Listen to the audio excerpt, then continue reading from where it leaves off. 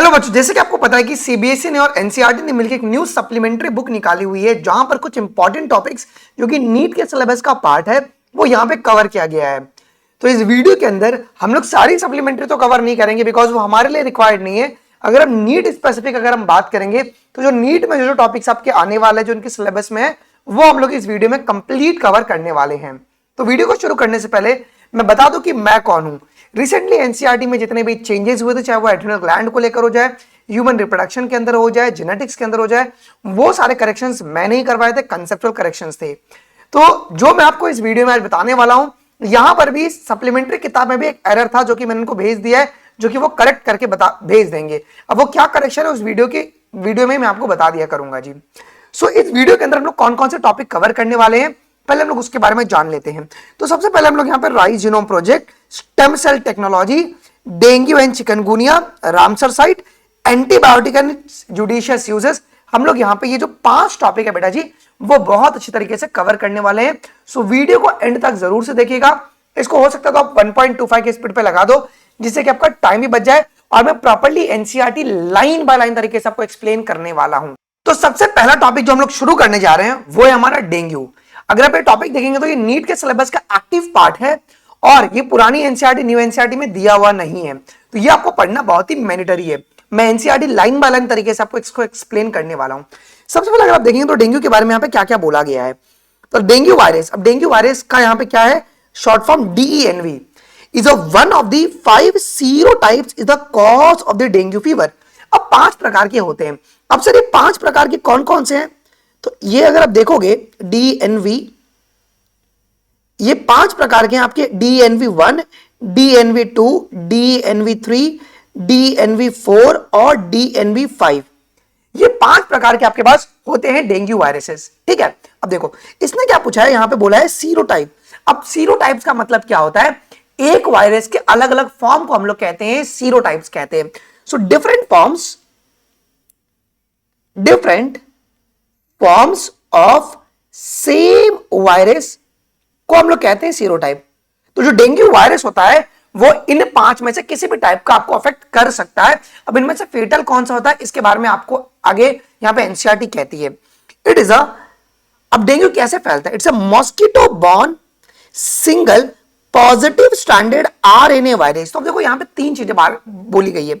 सबसे पहली बात यहां पे क्या बोली गई है कि ये आपके पास मॉस्किटो बाइट से फैलने वाला है। ठीक है, it's spread by mosquito bite.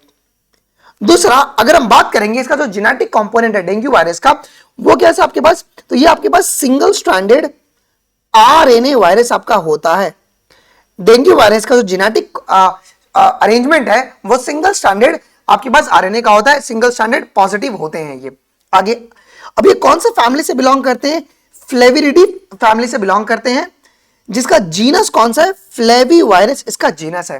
ठीक है, तो ये कुछ बेसिक चीजें जो कि आपको पता होना बहुत ही जरूरी है। आगे, अब all 4 सीरोटाइप्स can cause the full spectrum of disease. अब क्या बोला गया है, अब यहां पे ऑल 4 टाइप्स बोला गया। ऑल 4 का मतलब यहां पे इनमें से कोई भी type, any types, okay, type 1, type 2, type 3, type 4, type 5, जो भी डेंगू वायरस की जो भी फॉर्म है वो आपके पास फुल स्पेक्ट्रम में डिजीज को कॉज कर सकते हैं। सर फुल स्पेक्ट्रम का मतलब क्या होता है, यहां पे फुल स्पेक्ट्रम का मतलब होता है रेंज। कोई बीमारी होती है वो 2 रेंज के बीच में लाई करती है, जैसे कि माइल्ड से सीरियस के बीच में, माइल्ड से सीरियस। तो ये जो आपके पास जो चारों जो टाइप्स हैं, जो जितने भी टाइप्स हैं, 5 जो टाइप्स बताई गई हैं, वो आपके पास फुल स्पेक्ट्रम में डिजीज को कॉज कर सकती है। ऐसा इसका रीजन क्या है सर, ओके, अगर DNV1 जो है वो फुल स्पेक्ट्रम डिजीज कैसे कॉज कर सकती है, DNV3 कैसे कॉज कर सकती है, कोई एक ही टाइप करनी चाहिए ना। तो ये डिपेंड करता है पर्सन की इम्यूनिटी पे। अगर किसी की इम्यूनिटी बहुत वीक रहेगी तो DNV1 जो है वो उसको बहुत फेटल कर सकता है। तो यहां पर वही बोला गया है कि all 4 सीरोटाइप्स can cause a full spectrum of disease, जो कि यहां पे गलत होगा, ये ऑल 5 आना चाहिए यहां पे, जो कि करेक्शन है आपका सबसे पहला यहां पे जाता है जी। तो जो 5 टाइप है वो आपके पास फुल स्पेक्ट्रम में डिजीज को कॉज कर सकते हैं, माइल्ड से सीरियस डिजीज आपके कॉज कर सकते हैं। आगे क्या बोला गया है कि dengue is transmitted by several species of mosquito with the genus Aedes. अगर आप देखेंगे तो यहां पर अब क्या फीमेल है या मेल, तो यहां पर हम लोग बात करेंगे फीमेल मस्कीटो के बारे में। मेल मस्कीटो के बाइट से कभी भी नहीं होता, मेल मस्कीटो कभी बाइट नहीं करता है, फीमेल मस्कीटो बाइट करती है। तो फीमेल मस्कीटो के बाइट से आपके पास क्या होता है जी, डेंगू वायरस जो है वो आपके पास ट्रांसमिट करता है एक इंडिविजुअल से दूसरे इंडिविजुअल के अंदर। अब यहां पे जीनस क्या है उस मॉस्किटो का, उसका नाम है एडीज, और उसके स्पीशीज अब अलग अलग हो सकते हैं। जैसे बोला गया यहाँ पे प्रिंसिपली ए डॉट का मतलब है एडीज एजिप्टाई, जो कि हम लोग पहले पढ़ाया करते थे। दे टिपिकली बाइट ड्यूरिंग, अब यहां पे बोला गया कि कब ये काटेंगे तो बीमारी फैलेगी। तो जो मस्कीटो है they bite during the day, particularly during the early morning, मतलब early morning and in the evening, but they are able to bite and thus spread the infection at any time of the day, all during the year। ये पूरे साल, मतलब सुबह शाम दोपहर जब मन करे ये काट लेंगे तो आपको बीमारी होना ही होना है, ऐसा स्पेसिफिक नहीं बताया गया है। लेकिन इसकी ज्यादा इफेक्टिवनेस कब है बेटा, अगर आप देखेंगे तो यहां पे बोला गया है ये आपके पास अर्ली मॉर्निंग में इसकी इफेक्टिवनेस बहुत ज्यादा होती है, और इवनिंग के बाइट से ये लोग बहुत ज्यादा तरीके से आपको इजिली इन्फेक्ट कर सकते हैं। आइए जी, अब अगला जो यहां पे पॉइंट पैराग्राफ बोला गया वो बहुत ही इंपॉर्टेंट है। क्या बोला गया, the reason that some people suffer from more severe form of dengue such as dengue haemorrhagic fever. अब ये हीमोरेजिक फीवर क्या होता है, ब्लीडिंग की वजह से जो फीवर जो डेंगू होता है उसे कहते हैं हीमोरेजिक फीवर। तो ऐसा क्यों होता है कि कुछ लोग को डेंगू बहुत ही सीरियस होता है और कुछ लोग को डेंगू बहुत ही माइल्ड होता है, मतलब 5 से 7 दिन में ठीक हो जाता है, उसका यहां पे बताया गया है। The reason that some people suffer from the more severe form of dengue, तो सबसे सीवियर फॉर्म डेंगू का कौन सा है, वो है डेंगू हीमोरेजिक फीवर, जहां पे इंटरनल ब्लीडिंग होने लगता है, वेसल्स फट जाते हैं क्योंकि प्लेटलेट इतना डाउन हो जाता है जो कि विस्कोसिटी को मेंटेन करता है, ब्लड की विस्कोसिटी मतलब बहुत ज्यादा खत्म हो जाती है, पानी की तरह ब्लड हो जाता है, तो ब्लड लीक करने लगते हैं इंटरनल ब्लीडिंग की वजह से। तो ये डेंगू हीमोरेजिक फीवर उसे कहते हैं, जो कि बहुत सीवियर फॉर्म होता है। इज मल्टीफैक्टोरियल, अब देखिए जो सीवियर कॉज होता है वो कोई एक पर डिपेंड नहीं करता है। अब मल्टीफैक्टोरियल का मतलब होता है कि अलग अलग इसके रीजंस हो सकते हैं, okay, due to many reasons. अब ड्यू टू मेनी रीजंस के बारे में अगर हम बात करेंगे तो यहां पे सबसे जो प्राइमरी रीजन है वो होता है इम्यूनिटी। इम्यूनिटी समझिए, मेरे पास 2 बच्चे हैं, स्टूडेंट है और स्टूडेंट बी। स्टूडेंट ए को भी डेंगू मस्किटो ने बाइट किया, ओके, स्टूडेंट बी को भी मस्किटो ने बाइट किया, दोनों को डेंगू हो गया। स्टूडेंट ए का इम्यून बहुत ही अच्छा था तो ये 5 से 7 दिन में रिकवर कर गया, बट स्टूडेंट बी का जो इम्यून सिस्टम था वो बहुत ही वीक था, जहां पे डेंगू का जो इंपैक्ट था वो लॉन्गर टाइम तक रहा, वो बहुत ही सीरियस गया, फिर बाद में वो ठीक हुआ धीरे धीरे। तो ये मल्टीफैक्टोरियल है, मतलब बहुत सारे फैक्टर साथ में मिलकर कंट्रोल कर सकते हैं सीवियरिटी ऑफ द डिजीज को जी। तो वही बोला गया, the reason that some people suffer from more severe form of dengue dengue dengue haemorrhagic fever is a multifactorial. Multifactorial का मतलब है कि बहुत सारे रीजंस हो सकते हैं, जिनमें से एक रीजन है आपका इम्यूनिटी। देखिए इसी लाइन को एनसीईआरटी आगे जस्टिफाई कर रही है, कैसे देखो, different strains of viruses interacting with the people with different immune background lead to the complex interaction. कहने का मतलब है कि different strain of the viruses, मतलब DENV1 DNV2 3 4 5, इसने अगर मुझे बाइट किया, अगर मेरी इम्यून सिस्टम अगर वीक होगी तो ये जो इंटरेक्शन होगा वो बहुत ही सीरियस डिजीज कॉज कर सकता है। लेकिन वहीं पर मेरे बगल वाले को अगर किसी को बाइट किया, उसकी इम्यून बहुत ही स्ट्रांग है, तो उसकी जो इंटरेक्शन होगी वो बहुत ही माइल्ड होगी और वो जल्दी से ठीक हो जाएगा। तो ये यहां पे कहना चाह रहा है। अगला आपको क्या बोला गया, देखिए अब बोला गया कि जो फ्लेवी वायरसेस हैं, specifically dengue virus has the ability to inhibit the innate immune response। अब ये पेपर में आ सकता है, जो डेंगू है वो इम्यूनिटी के किस लाइन ऑफ डिफेंस को ब्रेक करता है। अब देखिए इनेट के बारे में आपको पता होना चाहिए, बाय बर्थ होता है, ये नेचुरल इम्यूनिटी है, ये सर ये नेचुरल इम्यूनिटी है, और ये प्राइमरी लाइन ऑफ डिफेंस है, ये प्राइमरी लाइन ऑफ डिफेंस है। अगर आप बड़े गौर से देखेंगे तो होता क्या है ना कि जो डेंगू है वो किसको स्टॉप करता है, it has the ability to stop. Inhibit का मतलब होता है स्टॉप या ब्लॉक करना। किसको ब्लॉक करेगा, इनेट इम्यून रिस्पांस को ब्लॉक करेगा, जो कि नेचुरल इम्यूनिटी है, जो कि फर्स्ट या primary line of defence system हमारी बॉडी के लिए होती है, ये सीधा उसको ब्लॉक कर देगा। अब देखिए इससे होगा क्या, अगर इसको ब्लॉक कर दिया तो अब मेरा डिफेंस मैकेनिज्म काम नहीं करेगा, तो इजीली जो वायरस जो इन्फेक्शन है वो बॉडी में फैल सकते हैं। तो वही बोला गया यहाँ पे, inhibit the innate immune responses during the infection, indeed the dengue virus has many non structural protein. अब डेंगू वायरस के पास बहुत सारे नॉन स्ट्रक्चरल प्रोटीन्स होते हैं। अब ये नॉन स्ट्रक्चरल प्रोटीन्स क्या होता है इसके बारे में हम बात कर लेते हैं। सर ये वो प्रोटीन्स होती हैं जो कि वायरस बनाता है किसके लिए, अपने डिफेंस के लिए, टू हेल्प इट सर्वाइवल। तो ये क्या होता है बेटा, प्रोटीन्स मेड बाय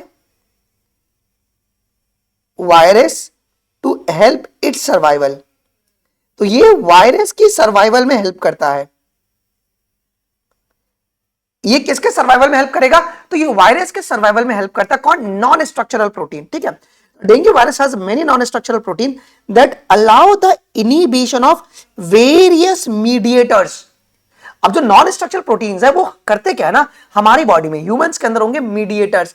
अब मीडिएटर्स क्या होते हैं, ये वो सब्सटेंस होते हैं, a substance which is used by body to fight against the infection.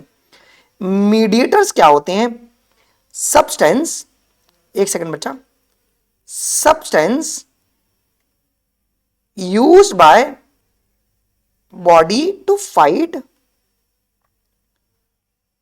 Against infection. अब ये नॉन स्ट्रक्चरल प्रोटीन क्या करते हैं ना, ये सीधा उसको ब्लॉक कर देते हैं कि इनिबिटर काम ही नहीं कर पाएगा। अगर इनिबिटर काम नहीं कर पाएगा तो कॉमन सी बात है कि मेरे पास जो मेरी इम्यून सिस्टम है अब तो मेरी खत्म हो गई, अभी इजीली बीमारी को कॉज कर लेंगे। अब एनसीईआरटी की लाइन को ध्यान से पढ़ेगा तो ये यही चीज को समझा रहा है। क्या कह रहा है कि during the infection indeed the dengue virus has many non structural protein that allow the inhibition, block कर देगा किसको, ऑफ द वेरियस मीडिएटर। हमारी बॉडी में मीडिएटर होते हैं वो सब्सटेंस जो कि हेल्प करते हैं to fight against the infection. ठीक है, mediator of the innate immune. Okay, अब देखो ये मीडिएटर कौन प्रोड्यूस कर रहा है, ये सब्सटेंस कौन प्रोड्यूस कर रहा है, इनेट इम्यून सिस्टम इसको प्रोड्यूस करती है। तो मतलब कॉमन सी बात है, अगर मीडिएटर अगर काम नहीं करेंगे इसका मतलब है कि इनेट इम्यून सिस्टम मेरे पास काम नहीं कर रही, उसका मैकेनिज्म समझाया। अब अगली लाइन में यहां पे इसके कुछ सिम्टम्स के बारे में बोला गया, ध्यान से सुनिएगा जी। Symptoms include fever, headache, muscle and joint pain. अब इस जॉइंट पेन को अपन कहते हैं बेटा, इसे ब्रेक बॉन फीवर भी कहते हैं। ऐसा लगता है कि हड्डी टूट जाएगा, मतलब बहुत अकड़न आने लगती है ना, उसकी वजह से, वीकनेस की वजह से। And the characteristic rashes that is similar to the measles. Skin पे रैशेस होते हैं इस तरीके के जैसा लग रहा है कि मीजल्स हो चुका है, तो ये सीवियर फॉर्म में आपको देखने को मिल जाता है। In a small proportion of the cases, अब देखो ज्यादा नहीं लेकिन कुछ पॉपुलेशन में अगर किसको डेंगू होता है, कुछ पॉपुलेशन का मतलब है कि कुछ डेंगू के पेशेंट्स, यहां पे जो स्मॉल प्रपोर्शन बोला गया है ना वो बीमारी को लेकर बोला गया है।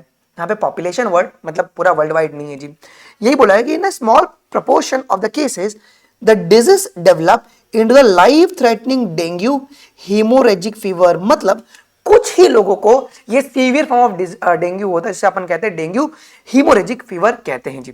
तो एक आपको ये चीजें पता होना बहुत ही जरूरी है। ओके, और साथ में इस, अच्छा अब डेंगू हीमोरेजिक फीवर में क्या होगा, इससे क्या होगा, it will result in bleeding. Okay, bleeding होगा बहुत ज्यादा, low levels of blood platelet, blood की प्लेटलेट बहुत ही कम हो जाएगी, and low level of blood plasma, even blood जो प्लाज्मा है वो भी लीक करने लगते हैं आपके पास। ओके, अब ये लीक करके कहां पे जाएंगे सर, तो ये चेस्ट में और एब्डोमेन में एक्यूमुलेट होंगे। चेस्ट में एक्यूमुलेट होगा तो प्लूरल इफ्यूजन होगा, एब्डोमेन में अगर एक्यूमुलेट होगा तो एसाइटिस होगा। तो ये चीजें देखने को मिलती है किसके अंदर, डेंगू हेमोरेजिक फीवर के अंदर। एक तो इंटरनल ब्लीडिंग होगा, ब्लड प्लेटलेट गिर जाएंगे, ब्लड प्लाज्मा का लीकेज देखने को मिलेगा, और into the dengue shock syndrome. अच्छा, डेंगू शॉक सिंड्रोम में क्या होता है, इसमें ना ब्लड प्रेशर बहुत ही कम हो जाता है, very low blood pressure. Blood pressure बेटा जी बहुत ज्यादा कम हो जाता है। ठीक है, where dangerously low blood pressure occurs. ठीक है, किसके अंदर जी, डेंगू शॉक सिंड्रोम के अंदर। ये आपके एमसीक्यूज में आ सकता है कि डेंगू शॉक सिंड्रोम में क्या होता है, तो ब्लड प्रेशर बहुत घट जाता है। अच्छा, there is a leakage of the plasma from the blood vessels. होता है क्या ना कि ब्लड वेसल्स बहुत ही फ्रेजाइल हो जाती है उस समय जब आपका सीवियर डेंगू का केसेस रहेगा, सीवियर स्टेज पे रहोगे, तो होता क्या ना कि ब्लड वेसल से प्लाज्मा लीक करना शुरू कर देते हैं, विच टिपिकली लास्ट 1 to 2 days। ठीक है, this may result in the fluid accumulation in the chest. देखो अगर चेस्ट में अगर फ्लूइड का एक्यूमुलेशन होगा तो उसे क्या कहेंगे, प्लूरल इफ्यूजन कहेंगे। अब उससे तकलीफ क्या होगा, तो ब्रीदिंग में प्रॉब्लम हो जाएगा, ब्रीदिंग में बहुत डिफिकल्टी आ जाएगी। ठीक है, और एब्डोमेंस में भी क्या होता है बेटा जी, एक्यूमुलेशन शुरू हो जाएगा जी। अगर एब्डोमेंस में अगर ये फ्लूइड अगर एक्यूमुलेट होंगे तो उससे कौन सा कंडीशन होगा, एसाइटिस होगा। एसाइटिस से कंडीशन देखने को मिल जाएगा। As well as depletion of fluid from the circulation. अब हुआ क्या, अब ब्लड इंटरनल ब्लीडिंग होगा तो हम ये कह सकते हैं कि जो मेन ऑर्गन है जिनको ब्लड पहुंचना चाहिए उनके पास ब्लड नहीं पहुंचेगा और ब्लड लीक होता रहेगा, जिसकी वजह से it will decrease the blood supply to the vital organs. अब वाइटल ऑर्गन कौन कौन से हैं, जैसे कि हार्ट हो गया, किडनी हो गया, ब्रेन हो गया। आपने पढ़ा है ना बॉडी फ्लूइड्स एंड सर्कुलेशन में, होता है ना कि अगर हाई ब्लड प्रेशर होगा, लो ब्लड प्रेशर के केसेस में क्या होता है, सिर्फ वही केसेस आपको यहां पे भी देखने को मिल रहा है। तो अब डिप्लीटेशन का मतलब होता है कि कम हो जाना, reduce flow of the fluid from the circulation, है ना, ब्लड सर्कुलेशन में ज्यादा फ्लूइड होगा नहीं, जिसकी वजह से क्या होगा, ब्लड सप्लाई जो होगा वाइटल ऑर्गन को मिल नहीं पाएगा, जैसे कि लीवर किडनी हार्ट ब्रेन, इनको मिल नहीं पाएगा। देयर में also be the organ dysfunction. देखो कॉमन से बताना, अगर ब्लड नहीं मिलेगा ऑर्गन काम नहीं करेंगे, डिसफंक्शन हो जाएंगे। And severe bleeding typically from the gastro intestinal tract. अब देखो जब भी गैस्ट्रो इंटेस्टाइनल ट्रैक्ट के बारे में बात हो रही है बेटा जी, तो यहां पे हम बात करेंगे स्टमक और इंटेस्टाइन के बारे में। इन दो चीज के बारे में हम लोग बहुत डिटेल में बात करते हैं जी। जैसे कि वॉमिटिंग जब आप करोगे तो ब्लीडिंग आ जाएगा, ब्लड वेसल्स बहुत फ्रेजाइल हो गए, अगर आप पॉटी करोगे उसमें से ब्लीडिंग आ जाएगा। तो बेसिकली इंटरनल ब्लीडिंग आपको देखने को मिलता है इन सारे जगह पर। आइए अब इसका प्रिवेंशन क्या सर, कैसे कंट्रोल कीजिएगा आप इसको। देखिए prevention depends on the control of and protection from the bites of the mosquito that transmits it's.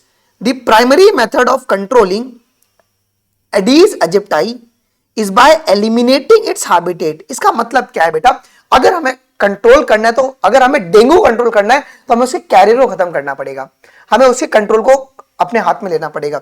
तो एडीज एजिप्टाई का जो ग्रोथ है वो कहां पे होता है, स्टेगनेंट वाटर, रुका हुआ पानी, पॉन्ड हो गया छोटू सा, या टायर हो गया, टायर में पानी अटका हुआ रहता है, या ओपन वाटर हो गया, वहां पे ये लोग इजीली इनका लार्वा जो है वो अपने आप को मल्टीप्लाई कर लेता है। This is done by getting ride of open source of water, मतलब स्टेगनेंट वाटर होते हैं ना, जो रुके हुए पानी होते हैं, वहां पे इजीली ग्रो कर जाते हैं। और if this is not possible by adding the insecticide और biological control agent to this areas, और इवन आप लोग इंसेक्टिसाइड ओके पेस्टिसाइड्स का अगर छिड़काव कर लेंगे तो ये आप ग्रो नहीं कर पाएंगे और इस तरीके से आप डेंगू को कंट्रोल कर सकते हैं। कौन सी फिश को यहाँ पे यूज किया जाता है मुझे कमेंट सेक्शन में जरूर से आप बताइएगा। आपकी एनसीईआरटी में बोला गया है कि अगर आपको इनके लार्वल ग्रोथ को रोकना है तो वो, लेकिन मलेरिया के लिए, डेंगू के लिए नहीं है, तो ये बात भी आपको ध्यान में रखना है, मतलब ये कंफ्यूजन आपका बिल्कुल भी नहीं होना चाहिए। तो चिकनगुनिया के बारे में देखिए यहाँ पे क्या क्या बोला गया है। The disease is caused by the chikungunya virus. कौन से वायरस, चिकनगुनिया वायरस से ये बीमारी होती है। अब ये भी आपके पास आरएनए वायरस से ही फैलता है, ये भी आपका आरएनए वायरस है, that belong to the alpha virus, ये आपके अल्फा वायरस ग्रुप से बिलोंग कर रहे हैं जी। अच्छा, chikungunya is a viral disease transmitted to the humans by infected mosquitoes. कौन सी मॉस्किटो है, ये भी आपकी एडीज एजिप्टाई है, अभी हम लोग आगे इसके बारे में बात होगा एडीज एजिप्टाई के बारे में, ठीक है। It causes a fever and severe joint pain, अब इससे जॉइंट पेन भी होता है, सीवियर फीवर भी आपको देखने को मिलता है। Other symptom include the muscle pain, headache, nausea, fatigue और रैशेस। तो कौन सा सिम्टम कॉमन है डेंगू और चिकनगुनिया के अंदर, ये अगर पेपर में सवाल है तो आपको पता होना चाहिए। It features sudden onset. अब देखो इसका फीचर क्या है, इसमें जो बीमारी, इसमें जो फीवर आएगा ना वो सडनली आएगा, sudden onset fever usually lasting 2 to 7 days। अब इसका जो कैरेक्टरिस्टिक्स है चिकनगुनिया का वो क्या है कि सडनली फीवर आएगा जो कि 2 से 7 दिन तक आपके पास रहता है, and joint pains typically lasting a weeks और मंथ बट समटाइम ईयर्स। और अगर आपका इम्यून बहुत ही वीक रहेगा तो जो आपका जॉइंट पेन होगा वो कुछ साल और कुछ महीने तक रह सकता है जी। अब इसके ट्रांसमिशन के बारे में बात करते हैं। The virus is transmitted from human to human. कैसे फैलेगा, by the bites of the infected female mosquito, वो भी कौन सी, Aedes aegypti. Most commonly the mosquito involve are Aedes aegypti and Aedes albopictus. ये 2 स्पीशीज के जो आपके पास मस्कीटोज हैं, इन्हीं की बाइट से आपका चिकनगुनिया फैलता है। 2 species which can also transmit the other mosquito borne disease. कौन सा है, उसका नाम क्या है बेटा, डेंगू, है ना, यही तो मॉस्किटो ने डेंगू फैलाया था ना, इंक्लूडिंग द डेंगू। अच्छा, this mosquito can found biting through out the day light hours. तो इनका भी अगर आप देखेंगे तो ये किस तरह बीमारी फैलाने का जो टाइम पीरियड है वो कब का है, कंप्लीट डे लाइट आवर्स में। Through there may be of the peaks of the activity in the early morning. भाई जैसे डेंगू में था कि अर्ली मॉर्निंग में अगर ये बाइट करेंगे, ज्यादा इजीली बाइट कर लेते हैं ये लोग, एंड लेट आफ्टरनून। तो ये उनका टाइम इंटरवल है जो कि आपको पता होना चाहिए। क्या इनकी पिक एक्टिविटी कब देखने को मिलती है, early mornings and late afternoon आपको देखने को मिलती है।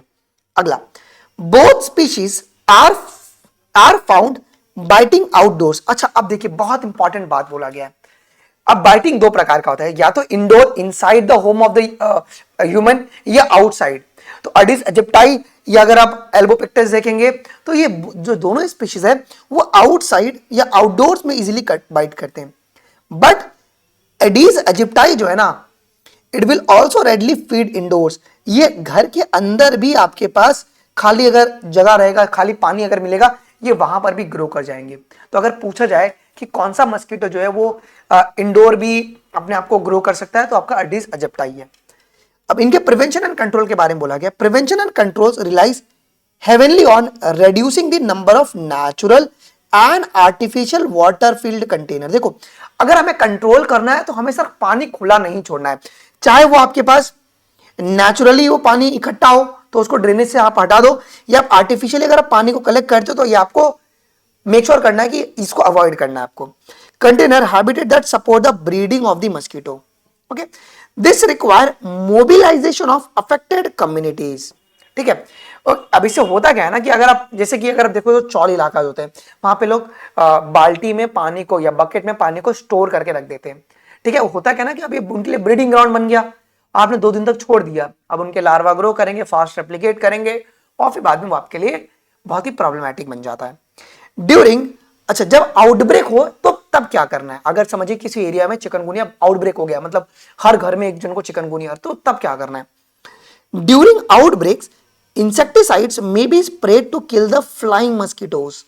इंसेक्टिसाइड का आपको स्प्रे करना है कि फ्लाइंग मस्कीटोज मर जाए। Apply to the surface in and around the containers where the mosquito lands. तो जहां पे भी उनका जगह है वहां पर भी आपको इंसेक्टिसाइड को स्प्रे करना है।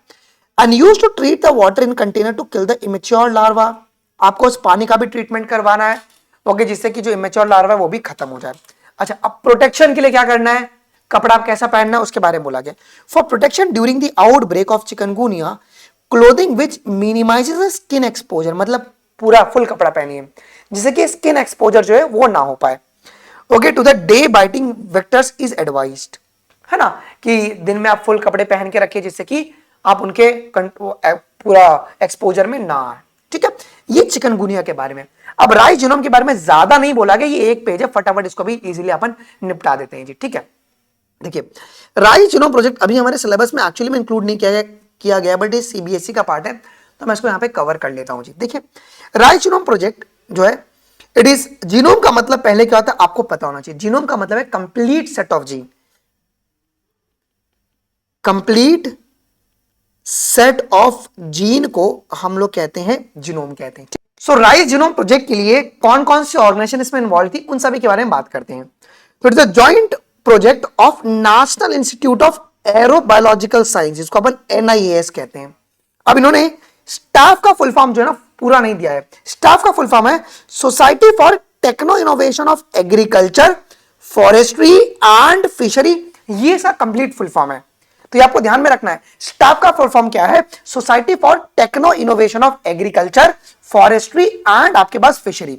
इसके बाद ministry of agriculture, forestry and fishery, NAFF जो है, ये सभी लोग इन्वॉल्व थे। अच्छा, अब ये जो होता है सोसाइटी फॉर टेक्नो इनोवेशन, ये क्या होता है, तो ये वो लोग होते हैं जो ये चाहते हैं कि एग्रीकल्चर के अंदर हम लोग जीनोम की मदद से, मतलब जेनेटिक्स करेक्शन करके हम किस तरीके से अपने क्रॉप की क्वालिटी को इंप्रूव कर सकते हैं।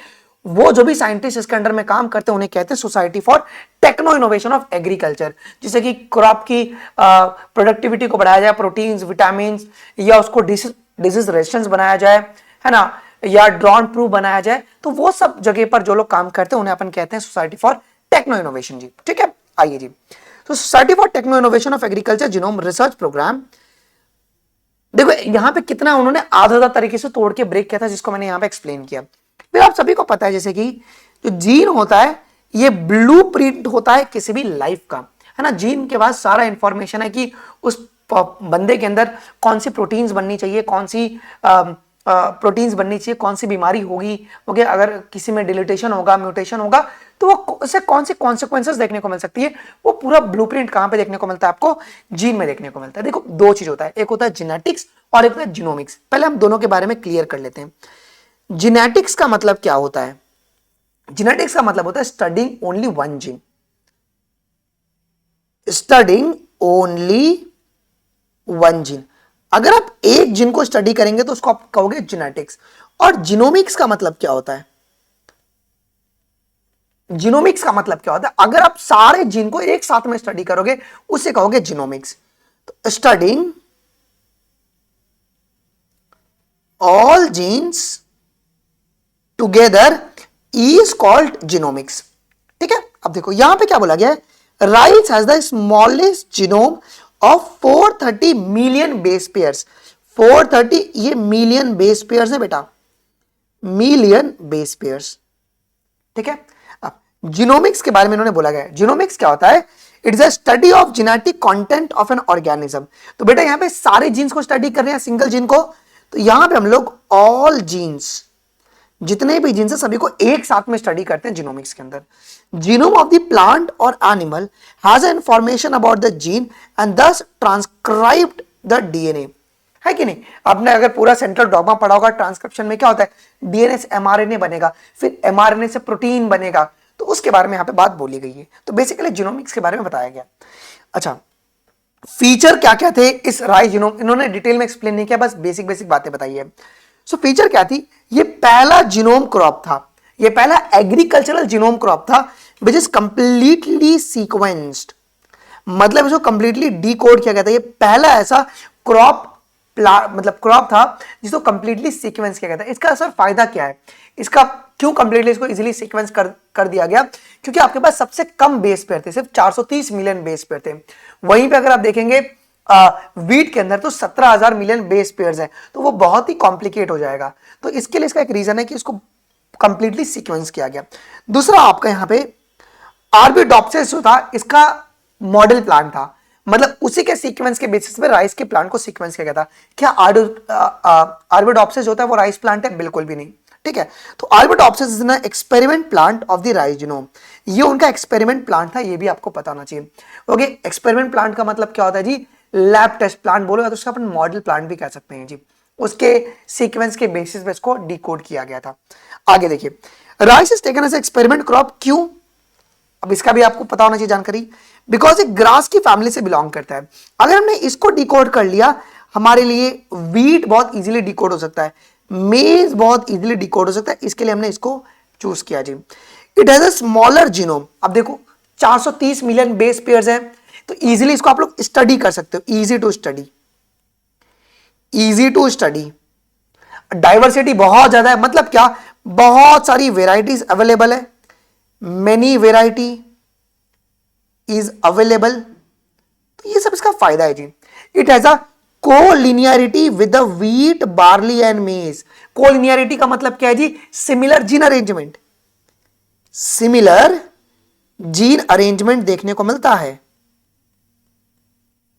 सिमिलर जीन अरेंजमेंट आपको देखने को मिलता है व्हीट, बार्ली, राइस और मेज का, तो उसके लिए इसका बहुत ही फायदेमंद है। अब इसका एप्लीकेशन क्या है?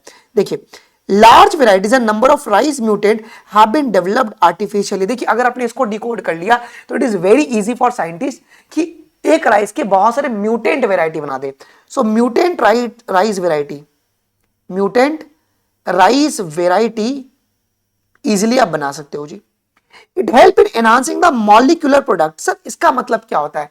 मतलब साइंटिस्ट जो है इट कैन मतलब वो अपने इनोवेशन से क्या कर सकते हैं? कुछ यूजफुल ट्रेड्स को सिलेक्ट कर सकते हैं जी।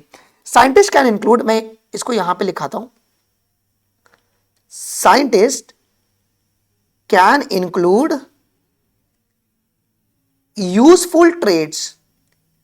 क्या क्या यूजफुल ट्रेड्स को वो लोग यूज कर सकते हैं? जैसे कि ऐसा राइस बनाओ जिसमें प्रोटीन्स बहुत ज्यादा हो, मोर प्रोटीन्स, या विटामिन्स बहुत ज्यादा हो, ठीक है ना, या ऐसा प्लांट हो जिसका टेस्ट कंट्रोल किया जा सके, है ना, या डिजीज रेजिस्टेंट,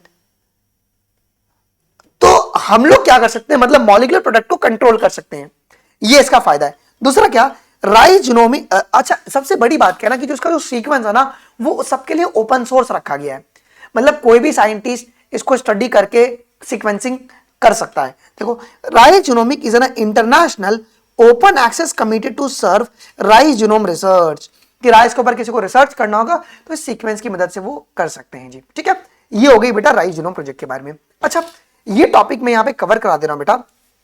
एक है molecular evidences in the evolution और दूसरा है modern synthetic theory of evolution.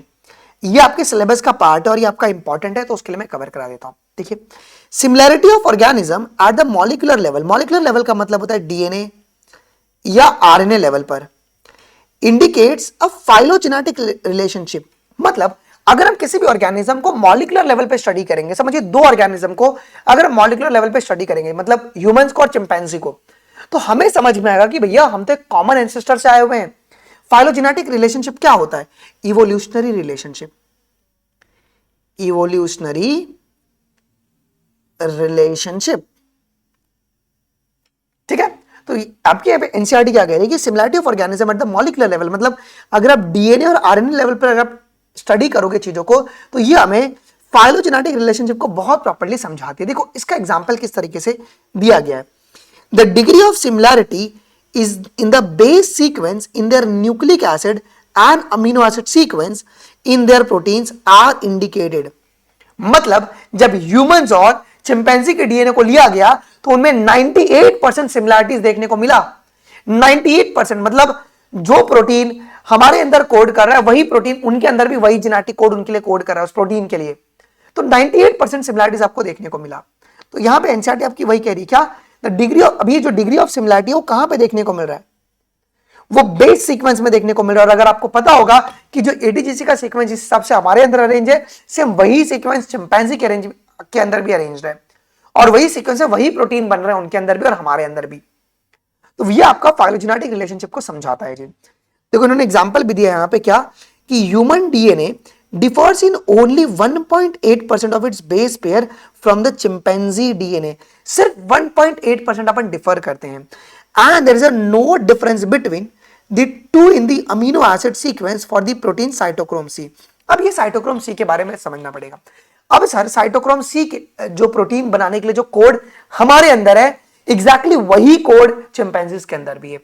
अब जो साइटोक्रोम सी जो है, ये जो प्रोटीन्स होते हैं वो कहां पर मिलते हैं, this protein is found inside mitochondria, protein found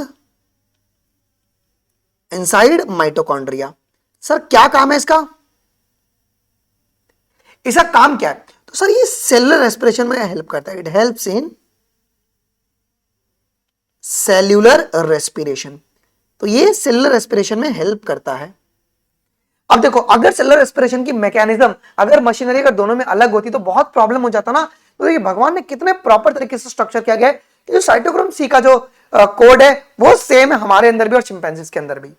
ठीक है, similarity in the molecular structure of actin and टिब्यूलिन proteins, अगर आपको पता होगा ये प्रोटीन्स स्ट्रक्चर को मेंटेन करते हैं, ये स्ट्रक्चरल मेंटेनेंस में हेल्प करते हैं प्लांट्स और एनिमल में। ठीक है, तो जो आपका जो कोड एक्टिन और टिब्यूलिन को बनाने के लिए हमारे अंदर है वो सारे ऑर्गेनिज्म के अंदर प्रेजेंट है। तो ये लिखा है similarity in the molecular structure of actin and tubulin in all the animal point to their common ancestry. सारे एनिमल्स के अंदर ये आपको semi protein sequence genetic sequence देखने को मिलेगा जो एक्टिन और टिब्यूलिन बना रहा है। तो ये सबसे क्या क्लियर हो रहा है कि कॉमन एंसेस्टर मतलब कोई हमारा एक एंसेस्टर था उससे बहुत सारे ऑर्गेनिज्म आपके इवॉल्व हुए हैं जी। ठीक है, अगली लाइन यहां पे क्या बोलेगी, ये बहुत इंपॉर्टेंट लाइन है बेटा, कहती कि common genetic code is a overwhelming evidence that all organisms are related to. इसका मतलब क्या है कि जो एटीजीसी सीक्वेंस सभी के अंदर है ये समझाता है कि सारे ऑर्गेनिजम्स रिलेटेड है आपस में। मतलब देखिए एक बैक्टीरिया भी है उसके अंदर भी एटीजीसी सीक्वेंस आपको मिल रहा है और हमारे अंदर भी एटीजीसी सीक्वेंस मिल रहा है। इसका मतलब है कि जितने भी ऑर्गेनिज्म इस पृथ्वी पे रहते हैं उन सभी के अंदर आपको कुछ ना कोई रिलेशंस देखने को मिल जाएगा जी। ठीक है, आइए अगला है modern synthetic theory of evolution. ये क्या कहता है जी, देखो आप सभी को पता है कि डार्विनिज्म ने क्या बोला, डार्विन ने क्या बोला था कि दो ऑर्गेनिज्म है, तो दो ऑर्गेनिज्म में जिसने भी अगर एनवायरनमेंट को इजीली अडॉप्ट कर लिया वो सर्वाइव करेगा और वो अपने इंडिविजुअल्स को रिप्रोड्यूस करेगा, जिसको उन्होंने नेचुरल सिलेक्शन का नाम दिया था। डार्विनिज्म जिनका थ्योरी था नेचुरल सिलेक्शन का, it has a wide acceptance, है ना, पूरी दुनिया भर में इसको एक्सेप्ट किया गया था। तो नेचुरल सिलेक्शन क्या कहता है कि एनवायरमेंट, अगर आप एनवायरमेंट में अडॉप्ट कर गए तो आप नेचर में रहेंगे और आप मैक्सिमम रिप्रोड्यूस करेंगे। इसे रिप्रोडक्टिव फिटनेस के बारे में बोला गया था। लेकिन however it has been criticised too, क्यों इसको बहुत लोगों ने क्रिटिसाइज भी किया, इसका रीजन क्या था? देखिए, on the ground that it could not explain how variation arises, है ना, कि अब इसका भी रीजन है सर, मेंडल के टाइम में डीएनए और जीन की डिस्कवरी नहीं हुई थी। उस समय लोगों को डीएनए और जीन के बारे में ज्यादा जानकारी नहीं थी, तो इसके लिए भैया डार्विन अंकल ने भी वेरिएशन के प्रोसेस को इजीली एक्सप्लेन नहीं किया, तो इसके लिए उनको बहुत क्रिटिसाइज किया गया। अब देखो हुआ क्या, विद प्रोग्रेस इन जेनेटिक्स, अब जेनेटिक्स किसकी वजह से, जब मेंडल्स आए, जब मेंडल बाबा आए, the source of variation were explained. Sir variation के सोर्सेस क्या क्या थे, जैसे कि सर रिकॉम्बिनेशन होना, रिकॉम्बिनेशन ये एक वेरिएशन का सोर्स है। आपके पास अगर आप देखेंगे तो एक ये सोर्स हो गया, एक हो गया म्यूटेशन, एक सोर्स हो गया, म्यूटेशन एक सोर्स हो गया, एक हो गया जेनेटिक ड्रिफ्ट एक सोर्स हो गया, है ना, जेनेटिक ड्रिफ्ट हो गया, ये आपका जीन फ्लो हो गया। ये सब वेरिएशन के फ्लो है क्या, मतलब सोर्सेज हैं क्या, वेरिएशन के सारे सोर्सेज हैं जी। तो जेनेटिक्स के बारे में जब पढ़ा गया तब हमें अलग अलग जो सोर्सेज थे वेरिएशन के वो हमको इजीली समझ में आए। And Darwin's theory were modified, मतलब क्या, डार्विन की थियरी को इस तरीके से मॉडिफाई किया कि डार्विन की थियरी और मॉडर्न जेनेटिक्स को मिलाकर एक नई थियरी बनाई गई, जिसे बोला गया modern synthetic theory of evolution या नियो डार्विज्म बोला गया, इसी को बोला गया। ठीक है, तो वही बोला गया। Now the most accepted theory of evolution is a synthetic theory of evolution. So synthetic theory में क्या होता है बेटा, आपको पता होना चाहिए, जहां पे डार्विन की थियरी और जेनेटिक्स के लॉ, जेनेटिक के जो प्रिंसिपल है, जेनेटिक्स के जो प्रिंसिपल है उनको कंबाइन करके बनाया गया modern synthetic theory of evolution. ठीक है, in which the origin of species is based on the interaction of genetic variation and natural selection, है ना। तो जेनेटिक वेरिएशन और नेचुरल सिलेक्शन के बेसिस पर ही किस तरीके से स्पीशीज का ओरिजिन होता है उसको समझाया गया। देख रहे हो, तो ओरिजिन ऑफ स्पीशीज किसके ऊपर डिपेंड करता है बेटा जी, दो चीज के ऊपर, एक है आपके पास जेनेटिक वेरिएशन कि कितना बदलाव हो रहा है, और दूसरा है नेचुरल सिलेक्शन। ठीक है, तो एक ये चीजें। अब हम बात करेंगे एंटीबायोटिक और उनके जुडिशियस यूज के बारे में, ये बहुत इंपॉर्टेंट चीजें हैं, इसको ध्यान से थोड़ा सा सुनिएगा जी। देखिए, पहली बात तो आपको एंटीबायोटिक का डेफिनेशन पता होना चाहिए। एंटीबायोटिक क्या होता है बेटा, तो बैक्टीरिया को मारने के लिए जो दवा, या बैक्टीरिया को मारना बोलो या बैक्टीरिया की ग्रोथ को रोकने के लिए जो दवा दिया जाता है उसे कहते हैं एंटीबायोटिक्स कहते हैं। देखिए, and antibacterial medications that destroy और slow down the growth of bacteria are known as antibiotic. Antibiotics are used to cure the infection caused by bacteria. So bacteria से जो भी इन्फेक्शन होता है उसको ट्रीट करने के लिए एंटीबायोटिक्स दिया जाता है जी। The first natural antibiotic was discovered by Alexander Fleming is penicillin, जो कि एक्सीडेंटल डिस्कवरी थी, 1928 में डिस्कवर किया गया था। बाद में हार्वर्ड और फ्लोरी ने इसकी मैकेनिज्म को बहुत डीपली एक्सप्लेन किया। एंटीबायोटिक का मतलब क्या होता है, एंटी का मतलब होता है अगेंस्ट, और बायोस का मतलब होता है लाइफ। लेकिन किसका life, bacterial life, human life नहीं होता है, बैक्टीरियल लाइफ। ठीक है, एग्जाम्पल एम्फिसिलिन या पेनिसिलिन, ये सब आपकी एंटीबायोटिक्स हैं। अब ये एंटीबायोटिक काम कैसे करती है अब आपको ये पता होना बहुत जरूरी है। देखो, मैं आपको एग्जाम्पल पहले देता हूं, उसके बाद आपको समझाता हूं। जैसे जो पेनिसिलिन है, अब जो पेनिसिलिन है ना वो क्या करता है, it will prevent the bacteria from making the cell wall. Penicillin it prevent bacteria from making cell wall. वो सेल वॉल बनाने ही नहीं देगा, वो सेल वॉल बनाने ही नहीं देगा। पेनिसिलिन है ना, बैक्टीरिया सेल वॉल बनाने नहीं देगा, जिससे क्या होगा कि बैक्टीरिया जो है वो बर्स्ट कर जाएगा और मर जाएगा। बैक्टीरिया बर्स्ट एंड डाई, और ये मर जाएगा, समझे आप। So antibiotic prevents the multiplication of bacterial population allowing host to fight against the infection, है ना। कि जो होस्ट कौन है यहां पे, ह्यूमंस, कि ह्यूमंस इजीली फिर फाइट कर पाए, जो हमारी इम्यून सिस्टम है इजीली फाइट कर पाए इस इन्फेक्शन से, which is done by stopping the mechanism responsible for building the cell wall. Common सी बात है, अगर आप बैक्टीरियल सेल वॉल नहीं बनाएंगे तो बैक्टीरिया मर जाएगा बर्स्ट करके। तो एंटीबायोटिक का मेन यही काम होता है कि सेल वॉल बनने ही मत दो जी, ठीक है। अच्छा, जुडिशियस यूज का मतलब क्या होता है? जुडिशियस यूज का मतलब होता है only when required. Okay, only when required, ये डोलो नहीं है, डोलो 650 नहीं कि जब मन करो तब खा लो। ओके, पैरासिटामोल नहीं कि जब मन करो। जुडिशियस का मतलब यूज कैसे और कब करना है। देखो, antibiotic help to fight against the various disease, बहुत सारे डिजीज से फाइट करने में अपने को हेल्प करता है। बहुत सारी बीमारियां ऐसी है, बैक्टीरियल डिजीज है, एंटीबायोटिक उसको क्योर कर लेता है, ठीक है। Antibiotic kill the larger group of pathogen. अब पैथोजन का मतलब क्या है? डिफरेंट टाइप्स ऑफ बैक्टीरिया, यहां पे वायरस नहीं आएगा, डिफरेंट टाइप्स ऑफ बैक्टीरिया। तो अलग अलग टाइप के बैक्टीरिया को अगर मारना होगा तो आप लोगों के पास अलग अलग क्लास के एंटीबायोटिक्स होते हैं, अपन डिस्कस करेंगे। Antibiotics can cause no damage to the host. Host मतलब ह्यूमंस, ह्यूमंस को ये बिल्कुल भी अफेक्ट नहीं करता है, ये आपको पता होना चाहिए। इसके बाद antibiotic not cause any allergic reaction to the host, except penicillin जो है वह किसी किसी ह्यूमंस के अंदर एलर्जिक रिएक्शन कॉज करता है जी, ठीक है। बट एज सच एंटीबायोटिक कभी एलर्जिक इन्फेक्शन कॉज नहीं करता है, ठीक है, या allergic reaction. Antibiotic kill the pathogen before they mutate and became resistant to it. अब देखिए, एंटीबायोटिक बहुत शातिर है, पता है कि बैक्टीरिया रेजिस्टेंट होने वाला है, उसके पहले उसको खत्म कर देगा, ठीक है। या अगर बैक्टीरिया अगर कोई म्यूटेशन करता है उससे पहले एंटीबायोटिक उसको खत्म कर देता है ना। मतलब अपने जेनेटिक कोड को अगर बदल दिया तो होगा क्या कि एंटीबायोटिक काम नहीं कर पाएगा उस पर्टिकुलर बैक्टीरिया के लिए। तो एंटीबायोटिक क्या करता है, उस पैथोजन को पहले ही मार देता है कि वो म्यूटेट करने से पहले उसको खत्म कर देगा। आइए, अच्छा, इसके बेसिक्स क्लासेस भाई एमबीबीएस में इसको तुम डिटेल में पढ़ोगे, लेकिन अभी बेसिक क्लासेस यहां पे पढ़ लो। जैसे कि बीटा लैक्टेम्स, इसमें पेनिसिलिन आती है, ये मैच द कॉलम में आपके पास आ सकता है। हमने ट्रैक प्रेप पर इसको अपडेट कर दिया इस क्वेश्चंस को, ठीक है।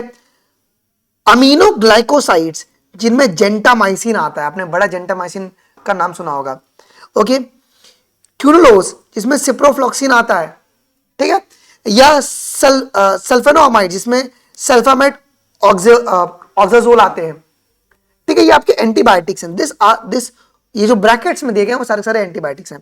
ग्लाइकोपेप्टाइड्स जो कि जिसका बेस्ट एग्जांपल है वेनोमाइसिन, है ना, वेनोमाइसिन, स्ट्रेप्टोमाइसिन, अलग अलग एंटीबायोटिक्स है। तो ये आपका मैच द कॉलम में आपके पास आ सकता है। अब इसको सर किस तरीके से एंटीबायोटिक्स को लिया जाता है उसके बारे में बताया गया। एंटीबायोटिक्स आर ओरल, मतलब आप माउथ से ले सकते हैं, ठीक है ना, और आपके पास पेरेंट्रल तरीके से भी आप इसको ले सकते हैं, जैसे कि बाय इंजेक्शन, ओके। पेरेंट्रल तरीके से भी आप लोग ले सकते हैं बाय इंजेक्शंस, जैसे कि आईविस इंट्रावेनस हो गया या इंट्रामस्कुलर हो गया, आइए इस तरीके से भी इसको लिया जा सकता है जी, ठीक है। मेजरली आप लोग इंट्रावेनस तरीके से भी एंटीबायोटिक्स को दिया जाता है, लेकिन बहुत सारे ऐसे भी यूज केसेस जहां पे इंट्रामस्कुलर तरीके से भी देते हैं जी, ठीक है। अच्छा, डिसएडवांटेजेस ऑफ एंटीबायोटिक की क्या है? अब excessive use of antibiotics is harmful to health.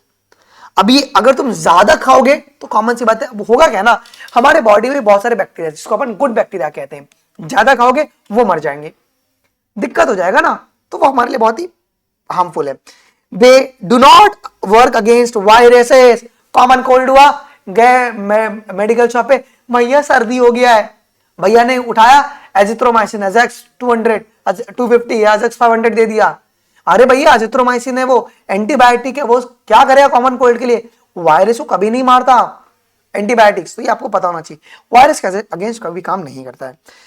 Excessive use of antibiotic will lead to the development of resistance in the bacteria. अगर आप एक्सेसिव यूज करोगे एंटीबायोटिक का तो उससे होगा क्या ना कि बैक्टीरिया रेजिस्टेंट हो जाएगा। आपने इतना खा लिया है ना कि अगर जब जंग रहेगा तो जहां पे उसको काम करना है वहीं पे काम नहीं करेगा, तो बैक्टीरिया जीत जाएंगे, ओके। इसके बारे में थोड़ा सा पैराग्राफ है, थोड़ा बड़ा पैराग्राफ है, फटाफट पढ़ लेते हैं। इसमें वही सारी बातों को उन्होंने एक स्टोरी लाइन बना के दिया हुआ है। क्या बोला यहाँ पे, antibiotic and their judicious use. The US National Library of Medicine says that antibiotics is a powerful medicines that fight the bacterial infection and can save the lives when used properly. अब ये तभी लोगों की जान बचाएगा जब आप लोग इसको प्रॉपर्ली यूज करोगे जी, मतलब जुडिशियस यूज करोगे। जुडिशियस यूज का मतलब क्या, is using a drug appropriately and only when necessary, जब रिक्वायर्ड हो तुम तभी इसको यूज करो, ठीक है। With reference to antibiotic, judicious use implies using an antibiotic only when indicated and prescribing optimal doses। judicious का मतलब यहां पे ये भी है कि जब रिक्वायर्ड हो, जब डॉक्टर आपको बोले तभी आप लो, और एक प्रिस्क्राइब डोज में ही आप लो, ठीक है। And duration of the anti microbial, मतलब एक डॉक्टर है, आप उसने बोल दिया कि 5 दिन के लिए आपको एजैक्स 500 खाना है, तो आपको 5 दिन के लिए खाना है, उसको 7 दिन नहीं करना, उसको 2 दिन नहीं करना है, ठीक है। there is a concern worldwide that antibiotics are being overused। एक सबसे बड़ा कंसर्न क्या है ना पूरी दुनिया में, कि लोग एंटीबायोटिक्स है ना, लोग नॉर्मल पैरासिटामोल की तरह खा रहे हैं। तो एक बहुत बड़ा ये प्रॉब्लमेटिक चीज है जो कि हमें नहीं करना है। Antibiotic overuse is one of the factor that contribute toward the growing number of bacterial infections which are becoming resistant. अब प्रॉब्लम क्या है ना, becoming resistant to the antibacterial medication, कि इतना ज्यादा ओवर यूज कर लिया गया है एंटीबायोटिक का कि अब बैक्टीरिया रेजिस्टेंट हो गए, और जब एक्चुअली में जब वो बैक्टीरिया इन्फेक्ट कर रहा है तो अब वो एंटीबायोटिक काम ही नहीं कर रहा। क्यों? कि एंटीबायोटिक जो बैक्टीरिया है वो इस एंटीबायोटिक के लिए रेजिस्टेंट हो चुका है। तो एंटीबायोटिक के ओवर यूज से बैक्टीरियल रेजिस्टेंस आता है, जिससे कि बाद में हमको प्रॉब्लम हो सकता है। अब देखो और क्या क्या प्रॉब्लम होती है ओवर यूज ऑफ एंटीबायोटिक से।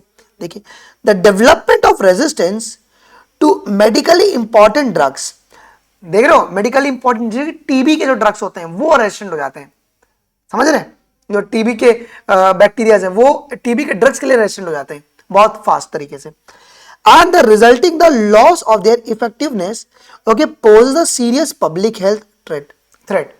हाँ, अब जब एंटीबायोटिक को काम करना है सही टाइम पे, उस टाइम पे वो काम नहीं कर पा रहा है, क्योंकि वो बैक्टीरिया उस एंटीबायोटिक के लिए बहुत ज्यादा रेजिस्टेंट हो गया है। बहुत बड़ी मल्टी ड्रग रेजिस्टेंट हो जाते हैं बैक्टीरिया, मतलब 4 एंटीबायोटिक दोगे तो भी उस बैक्टीरिया को कुछ फर्क नहीं पड़ेगा, कि ओवर यूज की वजह से सब हुआ है जी।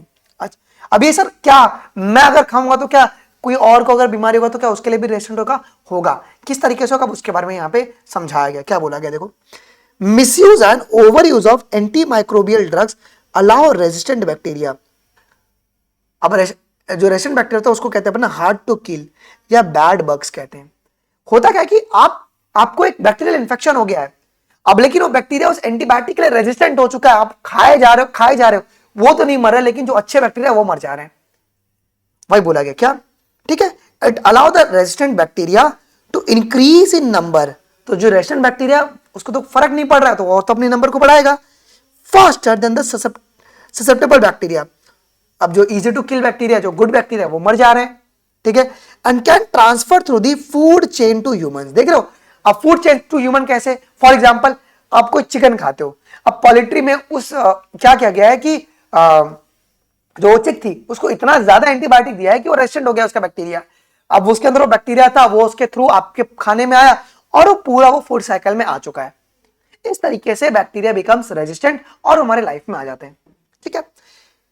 This increase the opportunity for people to become infected by a resistant मतलब bad bugs bacteria, मतलब जो hard to kill बैक्टीरियाज हैं वो हमारी बॉडी में एक्यूमुलेटेड रहेंगे, हम एंटीबायोटिक खा रहे हैं बट उसको कुछ फर्क नहीं पड़ रहा है, तो फिर हमें एक अलग टाइप का टेस्ट करना पड़ता है कि पर्टिकुलर कौन से क्लास का बैक्टीरिया है, फिर उसको बॉडी से एक्यूमुलेट करके लैब में अलग अलग उसको एंटीबायोटिक देके देखते हैं कि किससे वो मर रहा है, उसके बाद उसके लिए स्पेशली एक अलग से एंटीबायोटिक बनता है उस पर्सन के लिए।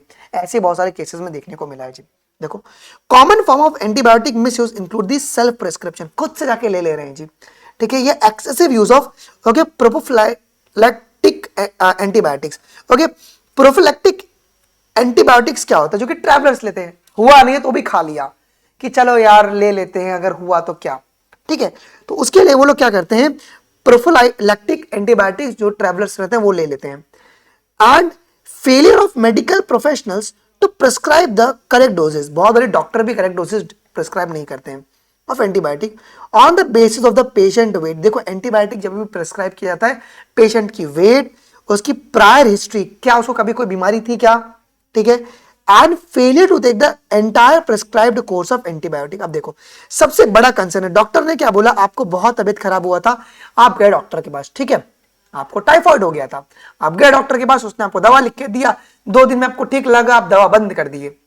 हुआ क्या, आपने डोज तो कंप्लीट नहीं किया ना, वो बैक्टीरिया उसके लिए रेजिस्टेंट हो गया।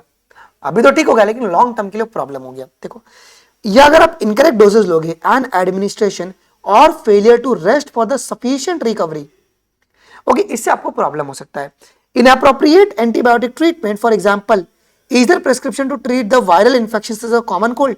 तो बहुत बड़ी देखने को मिला कि कॉमन कोल्ड के लिए लोग क्या करते हैं, एजिथ्रोमाइसिन खा लिया, ओके, तो वो चीज हमें नहीं करना है जी। चलो, if antibiotics are used too often for things they can't treat like cold, flu और other viral infection, not only are they of no benefit, they become a less effective against the bacteria when they are intent to treat। अब देखो इस line का मतलब क्या है, अब बहुत बारी लोग एंटीबायोटिक तब खा लेते हैं जब उसकी नीड नहीं होती, जैसे कि कॉमन कोल्ड हुआ है, लोग खा लिए, लेकिन जिस समय अब उस एंटीबायोटिक की नीड है, अब वो बॉडी में काम नहीं कर रहा है, एंटीबायोटिक क्यों नहीं कर रहा है, वो बैक्टीरिया रेजिस्टेंट हो गया उस चीज के लिए। तो ये लाइन आपके पास यही समझा रही है, ठीक है, कि they become a less effective. कौन, antibiotic becomes less effective against the bacteria they are intent to treat. जब ट्रीट करने की बारी आई तब वो इनइफेक्टिव हो गया, ठीक है, तो ये आपको पता होना चाहिए। Not taking antibiotic exactly as prescribed also lead to the problem. Doctor ने बोला 2 दिन आपको खाना, 5 दिन खाना, आपने 2 दिन के बाद बंद कर दिया, तो भी ये दिक्कत का ही बात आपके पास हो जाएगा जी। For example, if you taken antibiotic only for a few days instead of full course, the antibiotic may wipe, अब देखो antibiotic may wipe out some but not all of the bacteria. वो तो कुछ को मार देगा जिससे कि आपको लगे कि मैं ठीक हो गया हूं, लेकिन वो सारे बैक्टीरिया को नहीं मार देगा।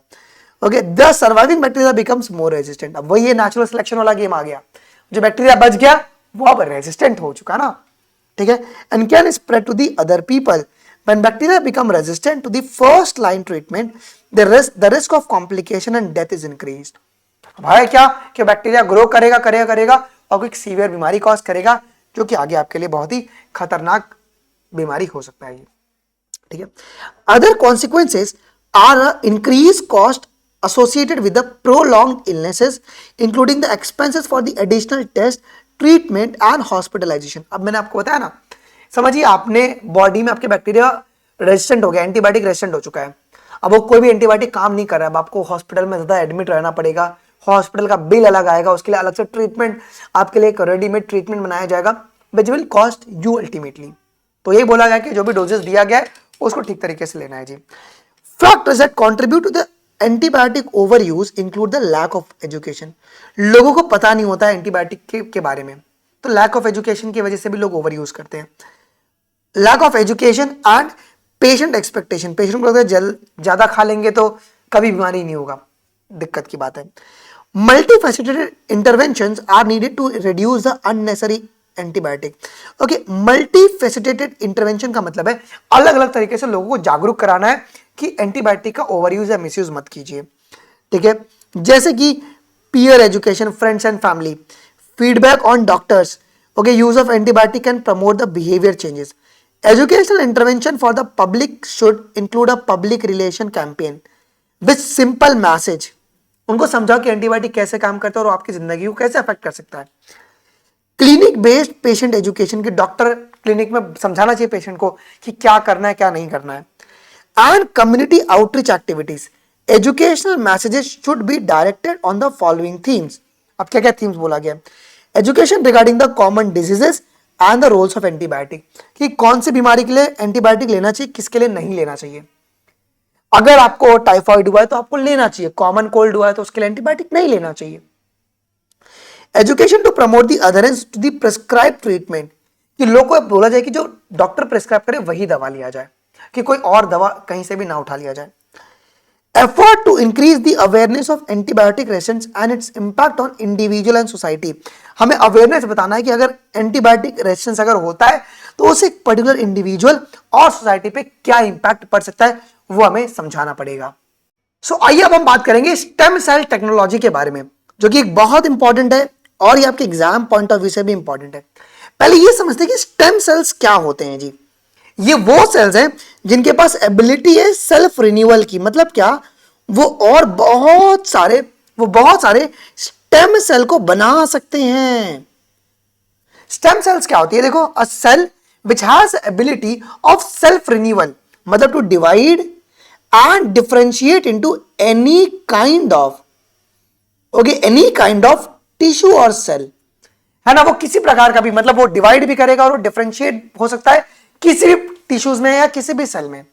अब ये जो सेल्स है ना, जो स्टेम सेल्स होते हैं, जो स्टेम सेल्स होते हैं, they are used in developing different human tissues, जैसे कि अगर हमें मसल्स डेवलप करना होगा, ओके, अगर मस्कुलर टिश्यूज को डेवलप करना होगा उसमें भी आपके पास हेल्प करेंगे। अगर समझिए, अगर आपको नर्व्स को डेवलप करना होगा, इवन अगर ब्लड डेवलप करना होगा, तो उसमें भी आपके पास स्टेम सेल्स होते हैं, वो आपको हेल्प कर सकते हैं। ओके, जिन थेरेपी में हम लोगों ने ऑलरेडी पढ़ा हुआ है। अब देखिए एक स्टेम सेल की क्या क्या कैरेक्टरिस्टिक्स फीचर होती है, पहले उसको समझ लेते हैं जी। देखिए, so they have the ability to divide and renew themselves। Divide भी कर मतलब क्या, कि ये लोग आपका फोटोकॉपी बहुत इजीली बना सकते हैं, ठीक है। अब cell after division give rise to the special cell type, एक बहुत इंपॉर्टेंट है, जब ये डिवाइड करेंगे ना तो ये डिफरेंशिएट भी करेंगे, सिर्फ डिवाइड ही नहीं करते, डिफरेंशिएशन भी इनका एक मेन काम है। अभी इस पूरे फ्लो को भी अपन इजीली बहुत इंपॉर्टेंट तरीके से समझेंगे। जब सेल आप डिवाइड करेगा तो वो डिफरेंशिएट भी करेगा आपके पास स्पेशलाइज्ड टाइप के अंदर। अब सर स्पेशल टाइप कौन कौन से होते हैं, अगर आप देखोगे ब्लड स्टेम सेल्स, जो हमारे पास जो ब्लड स्टेम सेल्स होंगे वो आपके पास आरबीसी, डब्ल्यूबीसी और प्लेटलेट बनाते हैं। जो न्यूरल स्टेम सेल्स होते हैं, ये क्या बनाएंगे, आपके न्यूरॉन्स बनाएंगे। जो सेल्स डिवीजन के बाद स्पेशलाइज्ड सेल टाइप में आपके पास वो क्या करते हैं, स्पेशलाइज्ड सेल टाइप बनाते हैं, और ये जो स्पेशलाइज्ड सेल्स होते हैं वो आपके पास अलग अलग सेल्स बना देते हैं जी। अब देखिए, अब यहां पे स्टेम सेल के डिफरेंशिएशन को समझाया गया, जो कि बहुत इंपॉर्टेंट है। देखो 3 प्रकार के स्टेम सेल्स का एक स्टेजेस बताया गया है। पहले बोला गया टोटीपोटेंट स्टेम सेल्स, फिर बोला गया प्लूरोपोटेंट स्टेम सेल्स, और फिर मल्टीपोटेंट स्टेम सेल्स। मैं डिटेल में इसको एक्सप्लेन करूंगा, ध्यान से चीजों को आप लोग सुनिएगा, जो कि आपके एग्जाम पॉइंट ऑफ व्यू के लिए बहुत इंपॉर्टेंट है जी, ठीक है। इसके लिए प्लीज मेरी आप सभी से रिक्वेस्ट है कि आप लोग अपना अगर इसका बुक सप्लीमेंट्री बुक अवेलेबल होगा, इसको ओपन कर लेना। देखिए, टोटीपोटेंट का मतलब होता है टोटल पावर। टोटल पावर का मतलब क्या होता है, ये पूरे के पूरे बेबी को और प्लासेंटा को पूरा बना सकता है जी। समझिए आप लोग, जो टोटीपोटेंट स्टेम सेल्स होते हैं, they have total power which can make full baby, ये पूरे बच्चे को तैयार कर सकता है और साथ में प्लासेंटा भी बना सकता है। मैं बहुत बेसिक से समझा रहा हूं इसको। देखो एनसीईआरटी क्या कहती है कि this cells have a unlimited capability, मतलब अनलिमिटेड टोटल पावर है ना, unlimited capabilities and have the ability to form an extra embryonic membrane and the tissues and the embryo itself, मतलब ये खुद का पूरा एक बच्चा बना सकता है अगर किसी में स्टेम सेल रहेगा, साथ में प्लासेंटा भी, and all the post embryonic tissues, जैसे कि प्लासेंटा, ठीक है ना, and the organs, example is an embryo। ये होते हैं आपके पास totipotent stem cells. Totipotent stem cells वो सेल्स होते हैं जिनके पास टोटल पावर होता है, जो कि पूरे बेबी को और प्लासेंटा को बना सकते हैं। सर प्लूरोपोटेंट स्टेम सेल्स क्या होते हैं जी, मतलब ये बहुत सारे सेल तो बना सकते हैं लेकिन पूरे नहीं बनाएंगे। They can form the many cell but not all. इसका मतलब क्या है, they can form almost any cell, but ये प्लासेंटा कभी नहीं बनाएंगे। they can form any cells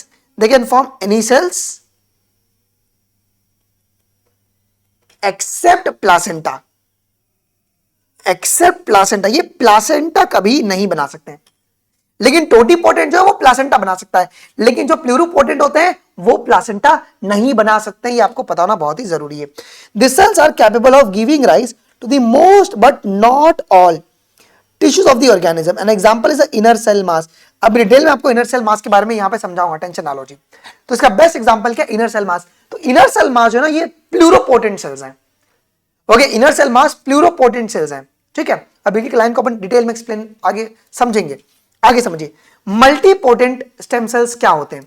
multipotent का मतलब क्या होता है, this cells are committed to give rise to the cells that have a specific function, जिसके स्पेसिफिक फंक्शंस होती हैं।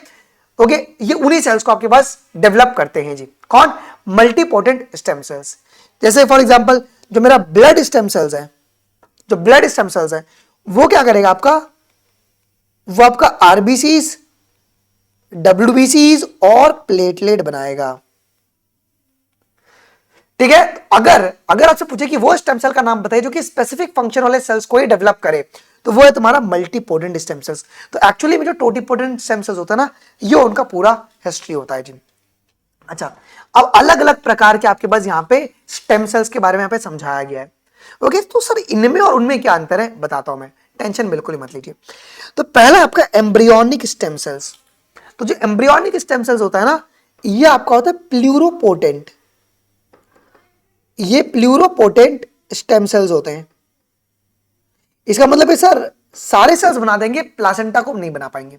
ठीक है, तो देखो, this are extracted from 5 to 6 month, ये गलत है, ये करेक्शन है जो कि मैंने उनको भेज दिया है, करेक्शन हो जाएगा 5 to 7 days old embryo. Okay, because 5 to 6 month तो भैया सेकंड ट्रिमेस्टर शुरू हो चुका है, आप उसे एम्ब्रियो कैसे बोल देंगे फिर, ठीक है ना। 5 to 7 days ओल्ड एम्ब्रियो, जिसको अपन ब्लास्टोसिस्ट कहते हैं ना। ओके, दिस अब अगर आपको एम्ब्रियोनिक स्टेम सेल को कलेक्ट करना होगा तो कब आप कलेक्ट करोगे, तो 5 to 7 days ओल्ड एम्ब्रियो जो कि ब्लास्टोसिस स्टेज में रहेगा, तब आप लोग इसको कलेक्ट करते हैं। And they have the ability to form any type of cells in the human body, ये किसी प्रकार के सेल्स को बना सकते हैं, जैसे कि नर्व सेल, ये नर्व सेल को बना सकते हैं। ठीक है सर, ये लीवर के सेल को बना सकते हैं, ये आपके ब्लड के सेल को बना सकते हैं। ठीक है, तो अगर आपको एम्ब्रियोनिक स्टेम सेल्स को कलेक्ट करना हो तो कब कलेक्ट करोगे आप, तो जो 5 to 7 days ओल्ड एम्ब्रियो है और ब्लास्टोसिस स्टेज पे जो आपके पास एम्ब्रियो है, वहां से आप सेल्स को कलेक्ट करके आप लोग यहां पे क्या कर सकते हो, अलग अलग टाइप के सेल्स को डेवलप कर सकते हैं। ठीक है, अब एडल्ट स्टेम सेल्स क्या होता है, एडल्ट स्टेम सेल्स क्या होते हैं जी, ये मल्टीपोटेंट स्टेम सेल्स की कैटेगरी में आता है। ये क्या आपका मल्टीपोटेंट स्टेम सेल्स है। This are undifferentiated cells among the differentiated cells. अब सर इस कहानी को समझते हैं सर, ये क्या बेटा, एक्चुअली में दे आर अनडिफरेंशिएटेड सेल्स। जैसे कि ब्लड स्टेम सेल्स है ना, ये भी आपका अनडिफरेंशिएटेड है, लेकिन आपका आरबीसी, डब्ल्यूबीसी और प्लेटलेट है ना, डिफरेंशिएटेड है। इसका मतलब ये बैकअप की तरह है। जैसे फॉर एग्जांपल अगर 120 दिन के बाद मुझे आरबीसी फिर बनाना है, तो मैं कैसे बनाऊंगा, तो मैं वापस से बोलूंगा ब्लड स्टेम सेल्स को, तो वो आरबीसी को बनाना शुरू करेगा। ये लाइन को समझना बहुत इंपॉर्टेंट है जी। तो यहां पे जो बोला गया है, देयर आर अनडिफरेंशिएटेड सेल्स। कौन है sir there are undifferentiated cells, तो यहां पे अगर मैं आपको इसको पहले रफ कर देता हूं, जो ब्लड स्टेम सेल्स होते हैं, जो ब्लड स्टेम सेल्स होते हैं ना, ये आपके अनडिफरेंशिएटेड सेल्स होते हैं। तो अनडिफरेंशिएटेड सेल्स होते हैं, इनसे आपके डिफरेंशिएटेड सेल्स आप बनाते हो, जैसे कि कौन से, आरबीसीज, डब्ल्यूबीसीज, ये सब बनाते हो जी। There has the ability to divide and that described as they can divide in a few type of cells. जैसे कि मैंने आपको यहां पे एक्सप्लेन किया, तो जैसे कि मैंने भी आपको बताया था कि यहां पे होता क्या है, एडल्ट स्टेम सेल्स होते हैं एक प्रकार के, मल्टीपोटेंट स्टेम सेल्स होते हैं। ओके, यहां पे होता क्या है ना, कि जो अनडिफरेंशिएटेड सेल्स हैं उनमें से आपके डिफरेंशिएटेड सेल्स बनते हैं। जैसे कि ब्लड स्टेम सेल्स है वो आपके पास अनडिफरेंशिएटेड सेल्स हैं, बट इन्हीं से आपके पास डिफरेंशिएटेड सेल्स बन रहे हैं, आरबीसी, डब्ल्यूबीसी और प्लेटलेट्स। तो ये बैकअप के लिए आपके पास रहते हैं कब, एडल्ट स्टेम सेल्स जी। Okay, so they can divide into the few type of the cells. आगे बढ़ते हैं, अब एम्ब्रियोनिक जर्म सेल्स। अब ये एम्ब्रियोनिक जर्म सेल्स क्या होते हैं, ये स्पेशल टाइप के स्टेम सेल्स होते हैं, this are derived from the human embryos that produces a egg और स्पर्म। मतलब गैमीट बनाने वाले जो स्टेम सेल्स होते हैं, वो कौन से स्टेम सेल्स हैं बेटा, वो आपके पास एम्ब्रियोनिक जर्म सेल्स आपके पास होते हैं जी। तो ये आपको बताना बहुत ही जरूरी। अब देखिए, अब यहां पे बोला गया फर्टिलाइज्ड एग। फर्टिलाइज्ड एग का मतलब यहां पे जाइगोट के बारे में बात हो रही है। तो जाइगोट से पहले क्या बनेंगे आपके पास, टोटीपोटेंट सेल्स बनेंगे। टोटीपोटेंट सेल्स क्या होते हैं बेटा, आपको अगर, अच्छा मैंने आपको ये बताया नहीं कि जो एम्ब्रियोनिक जर्म सेल्स होते हैं ये एक प्रकार के प्लूरोपोटेंट सेल्स ही होते हैं। ये एक प्रकार के प्लूरोपोटेंट सेल्स ही होते हैं। They can form the all the type of cells और टिश्यूज, बट प्लासेंटा नहीं बनाते हैं, वो होते हैं प्लूरोपोटेंट सेल्स। ठीक है, अच्छा, तो फर्टिलाइज एग से आपको क्या मिलेंगे जी, टोटीपोटेंट सेल्स मिलेंगे। अब जो टोटीपोटेंट सेल्स होता है, दे कैन प्रोड्यूस व्हाट, ये क्या प्रोड्यूस कर सकते हैं, अगर आपको पता होगा तो पूरे के पूरे ऑर्गेनिज्म और प्लासेंटा को बना सकते हैं। They can produce entire organism plus placenta, क्या ये बना सकते हैं क्या जी? और ये जो टोटीपोटेंट सेल है, it can form all cell, जितने प्रकार के सेल है वो सारे के सारे आपके पास टोटीपोटेंट सेल्स बना सकते हैं जी। ठीक है, अच्छा, तो इससे क्या होता है, आपके पास ब्लास्टोसिस्ट स्टेज आया। अब आपको याद होगा तो ब्लास्टोसिस्ट स्टेज में हमारे पास क्या था, इनर सेल मास के बारे में जिक्र किया गया। अब यहां पे प्लूरोपोटेंट के बारे में बात किया जा रहा है। तो प्लूरोपोटेंट सेल्स क्या थे, ये क्या थे, it can form the embryo, it can form embryo, ये एम्ब्रियो तो बनाएगा बट एक्सेप्ट प्लासेंटा, ये प्लासेंटा नहीं बनाएगा प्लूरोपोटेंट सेल्स, ये आपको पता होना बहुत ही जरूरी है जी। ठीक है, अच्छा, आपको ये पता है कि नहीं, ब्लास्टोसिस्ट के पास है ना दो ले, इट कंटेन दी, इनके पास दो चीजें होती हैं, एक होता है इनर सेल मास, अंदर वाला इनर सेल मास होता है, और आउटर लेयर जो होता है, जो आउटर लेयर होता है जो प्लासेंटा को फॉर्म करेगा, वो आपका आउटर लेयर है। जो आउटर लेयर है वो आपका प्लासेंटा को फॉर्म करता है। आई होप कि आपको पता होगा जी। ठीक है, तो यहां पे बोला गया है कि जो प्लूरोपोटेंट सेल कौन है, आपका इनर सेल मास है। ओके, तो जो इनर सेल मास है वो क्या करते हैं, आपके पास ऑर्गन्स को डेवलप करते हैं क्या, एक्टोडर्म, एंडोडर्म, मेसोडर्म, अगर आपको याद होगा तो आपके स्ट्रक्चर्स को डेवलप करेगा, लेकिन ये प्लासेंटा डेवलप नहीं करेगा। तो ब्लास्टोसिस्ट में जो तुम्हारा इनर सेल मास है वो एक्चुअली में क्या है, प्लूरोपोटेंट सेल्स है।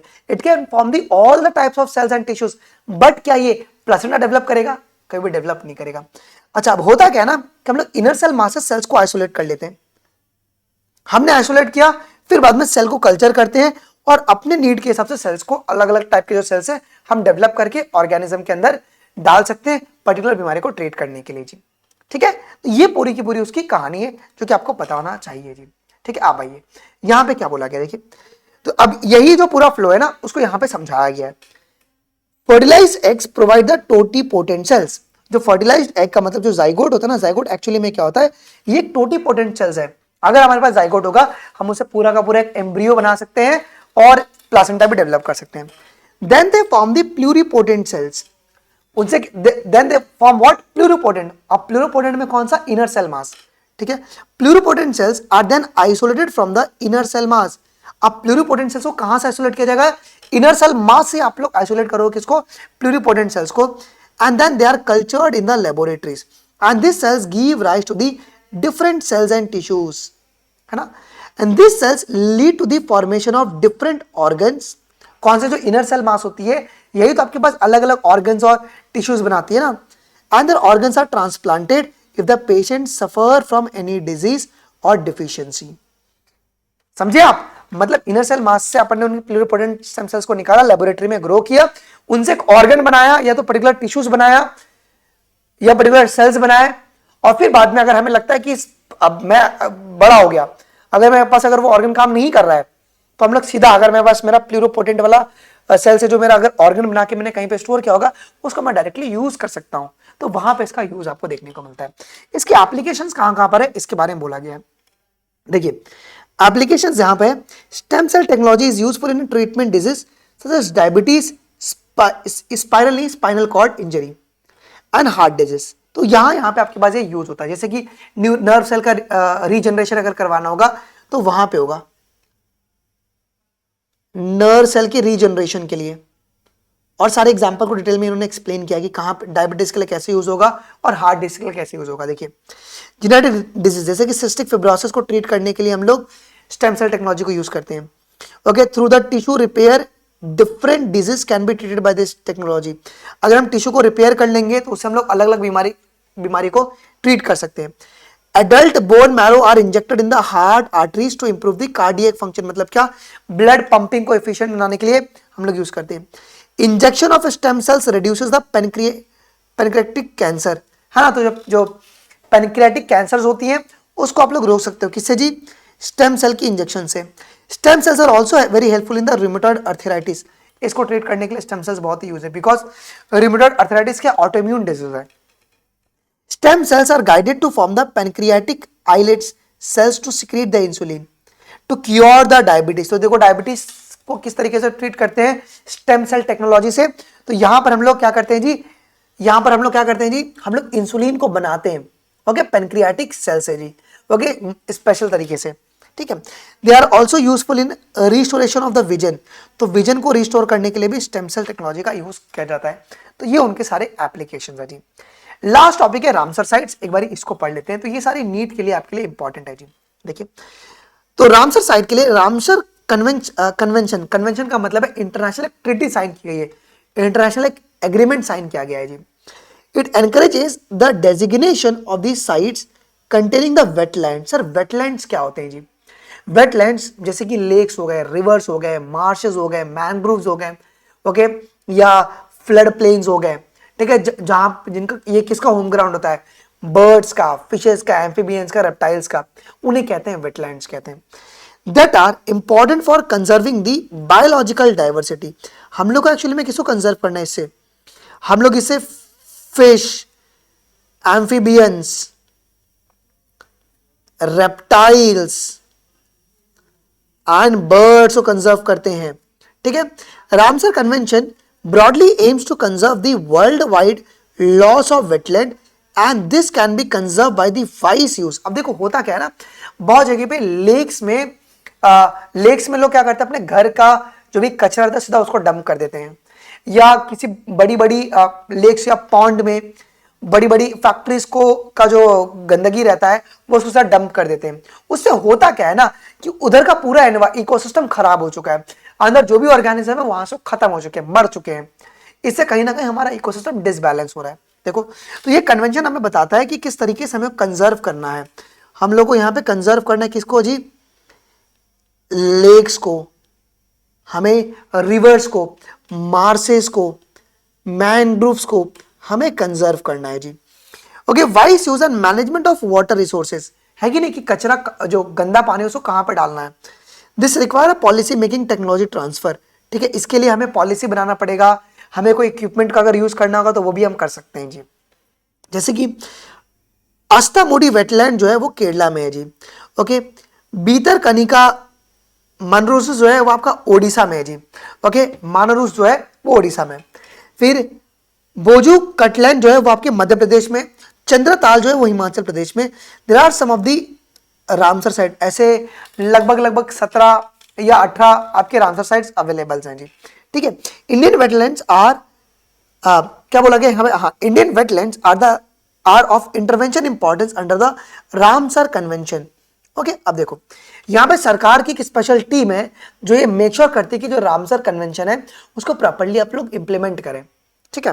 अच्छा, all joining parodies of the Ramsar convention commit themself to work toward the 3 pillars of the convention. देखो जिन्होंने भी रामसर कन्वेंशन को साइन किया है उनको इन 3 पिलर पे काम करना पड़ेगा। सबसे पहली बात क्या, ensuring the conservation and the wise use of wetland, कि आपको ठीक तरीके से वेटलैंड को यूज करना है। दूसरा, including as for a possible the wise use of all the wetland in the natural environment planning, मतलब इस तरीके से हम लोग को उसको यूज करना है कि जो नेचर का इकोसिस्टम है उस पर कुछ भी इंपैक्ट ना पड़े, okay. Third, consulting with the other parties, मतलब दूसरे कंट्री से भी आप लोग कंसल्ट कर सकते हो, टेक्नोलॉजी को आप शेयर कर सकते हो जी।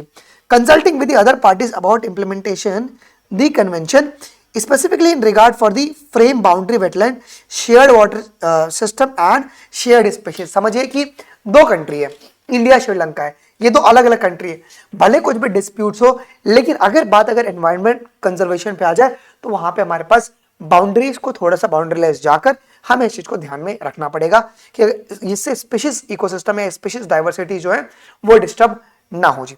तो ये आप सब को याद रखना है जी। तो ये जो कुछ टॉपिक्स है जो कि नीट के पेपर में आपको देखने को मिल सकता है, इन सारे टॉपिक के ऊपर जो क्वेश्चंस है वो ट्रैक प्रेप पर हम लोगों ने अपलोड करवा दिया है।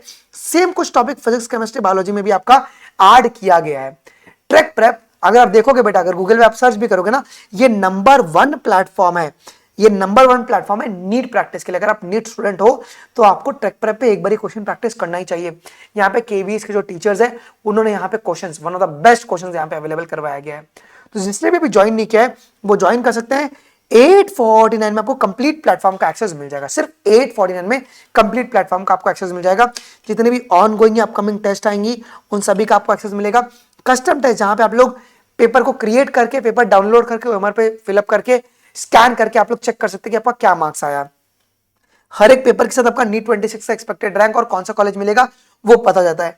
AI schedule maker, AI YouTube, AI tutor, OMR scanning, ये सारा फीचर आपका अवेलेबल है। और साथ में आपको एक्सक्लूसिव सपोर्ट मिलता है मेरा भी। यहाँ पर फिजिक्स, केमिस्ट्री, बायोलॉजी सभी आपके पास अवेलेबल है। पीसीबी इन सभी का आपको 849 में मिल जा रहा है। तो आप लोग ध्यान रखेंगे, आप लोग इसको अच्छी तरीके से यूज कर सकते हैं और आपके प्रैक्टिस के बेसिस पे बताएगा कि नीट 26 में आपका क्या रैंक आ सकता है और उस रैंक पे कौन सा कॉलेज आपको मिल सकता है, ये भी ये बता देता है जी। ठीक है, ज्वाइन करने का 2 तरीका है। या तो आप सीधा trackprep.in से डायरेक्टली जाके आप बाय कर ले, वहां पे आपको अपग्रेड टू प्रीमियम पे क्लिक करना पड़ेगा। 3 टेस्ट फ्री, आप जाके पहले क्वेश्चन क्वालिटी चेक कर सकते हैं। ठीक है, देन अपग्रेड टू प्रीमियम पे क्लिक करके आप लोग हैप्पी 15 कोड लगा देंगे तो आपको 849 का मिल जाएगा। या सर दूसरा तरीका क्या है कि आप लोग सीधा इस क्यूआर कोड को स्कैन कर सकते हैं। बाय डिफॉल्ट 849 का है। आप क्यूआर कोड पे पेमेंट करने में पेमेंट का स्क्रीनशॉट और जो आपका ईमेल आईडी ट्रैक प्रेप पर है वो आप लोग इस व्हाट्सएप नंबर पे भेज देंगे 8433771399 पर। तो मैं आपको मैनुअली एक्सेस ग्रांट कर दूंगा 5 मिनट के अंदर जी। इस तरीके से भी आप लोग इसमें एनरोल कर सकते हैं। आई होप कि सेशन आपके लिए बहुत ही इंफॉर्मेटिव लगा होगा। कुछ भी डाउट होगा मुझे कमेंट सेक्शन में जरूर से बताइएगा। अब एक लिए बस इतना ही। थैंक यू गाइस, जय हिंद, बाय बाय, टेक केयर। तो जैसे कि मैंने भी आपको बताया था कि यहाँ पे होता क्या है, एडल्ट स्टेम सेल्स होते हैं एक प्रकार के, मल्टीपोटेंट स्टेम सेल्स होते हैं। ओके, यहाँ पे होता क्या है ना कि जो अनडिफरेंशिएटेड सेल्स हैं उनमें से आपके डिफरेंशिएटेड सेल्स बनते हैं। जैसे कि ब्लड स्टेम सेल्स जो है वो आपके पास अनडिफरेंशिएटेड सेल्स हैं, बट इन्हीं से आपके पास डिफरेंशिएटेड सेल्स बन रहे हैं, आरबीसी, डब्ल्यूबीसी और प्लेटलेट्स। तो ये बैकअप के लिए आपके पास रहते हैं कब, एडल्ट स्टेम सेल्स जी। Okay, so they can divide into the few type of the cells. आगे बढ़ते हैं। अब एम्ब्रियोनिक जर्म सेल्स, अब ये एम्ब्रियोनिक जर्म सेल्स क्या होते हैं, ये स्पेशल टाइप के स्टेम सेल्स होते हैं this are derived from the human embryos that produces a egg और स्पर्म। मतलब गैमीट बनाने वाले जो स्टेम सेल्स होते हैं वो कौन से स्टेम सेल्स हैं बेटा, वो आपके पास एम्ब्रियोनिक जर्म सेल्स आपके पास होते हैं जी। तो ये आपको बताना बहुत ही जरूरी। अब देखिए, अब यहां पे बोला गया फर्टिलाइज्ड एग। फर्टिलाइज्ड एग का मतलब यहां पे जाइगोट के बारे में बात हो रही है। तो जाइगोट से पहले क्या बनेंगे आपके पास, टोटीपोटेंट सेल्स बनेंगे। टोटीपोटेंट सेल्स क्या होते हैं बेटा, आपको अगर, अच्छा मैंने आपको ये बताया नहीं कि जो एम्ब्रियोनिक जर्म सेल्स होते हैं ये एक प्रकार के प्लूरोपोटेंट सेल्स ही होते हैं। ये एक प्रकार के प्लूरोपोटेंट सेल्स ही होते हैं। They can form the all the type of cells और टिश्यूज, बट प्लासेंटा नहीं बनाते हैं, वो होते हैं प्लूरोपोटेंट सेल्स। ठीक है, अच्छा तो फर्टिलाइज एग से आपको क्या मिलेंगे जी, टोटीपोटेंट सेल्स मिलेंगे। अब जो टोटीपोटेंट सेल्स होता है दे कैन प्रोड्यूस व्हाट, ये क्या प्रोड्यूस कर सकते हैं अगर आपको पता होगा तो पूरे के पूरे ऑर्गेनिज्म और प्लासेंटा को बना सकते हैं। They can produce entire organism plus placenta, क्या ये बना सकते हैं क्या जी। और ये जो टोटीपोटेंट सेल है it can form all cell, जितने प्रकार के सेल है वो सारे के सारे आपके पास टोटीपोटेंट सेल्स बना सकते हैं जी। ठीक है, अच्छा फिर इससे क्या होता है आपके पास ब्लास्टोसिस्ट स्टेज आया। अब आपको याद होगा तो ब्लास्टोसिस्ट स्टेज में हमारे पास क्या था, इनर सेल मास के बारे में जिक्र किया गया। अब यहां पे प्लूरोपोटेंट के बारे में बात किया जा रहा है। तो प्लूरोपोटेंट सेल्स क्या थे, ये क्या थे, it can form the embryo, it can form embryo, ये एम्ब्रियो तो बनाएगा बट एक्सेप्ट प्लासेंटा, ये प्लासेंटा नहीं बनाएगा प्लूरोपोटेंट सेल्स। ये आपको पता होना बहुत ही जरूरी है जी। ठीक है, अच्छा आपको ये पता है कि नहीं, ब्लास्टोसिस्ट के पास है ना 2 ले, इट कंटेन दी, इनके पास 2 चीजें होती हैं। एक होता है इनर सेल मास, अंदर वाला इनर सेल मास होता है, और आउटर लेयर जो होता है, जो आउटर लेयर होता है जो प्लासेंटा को फॉर्म करेगा वो आपका आउटर लेयर है। जो आउटर लेयर है वो आपका प्लासेंटा को फॉर्म करता है। आई होप कि आपको पता होगा जी।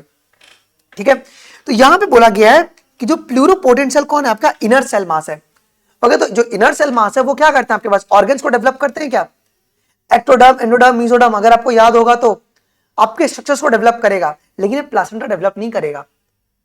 तो ब्लास्टोसिस्ट में जो तुम्हारा इनर सेल मास है वो एक्चुअली में क्या है, प्लूरोपोटेंट सेल्स है। It can form the all the types of cells and tissues, but क्या ये प्लासेंटा डेवलप करेगा? कभी भी डेवलप नहीं करेगा। अच्छा, अब होता क्या है ना कि हम लोग इनर सेल मास से सेल्स को आइसोलेट कर लेते हैं। हमने आइसोलेट किया, फिर बाद में सेल को कल्चर करते हैं और अपने नीड के हिसाब से सेल्स को, अलग अलग टाइप के जो सेल्स है हम डेवलप करके ऑर्गेनिज्म के अंदर डाल सकते हैं पर्टिकुलर बीमारी को ट्रीट करने के लिए जी।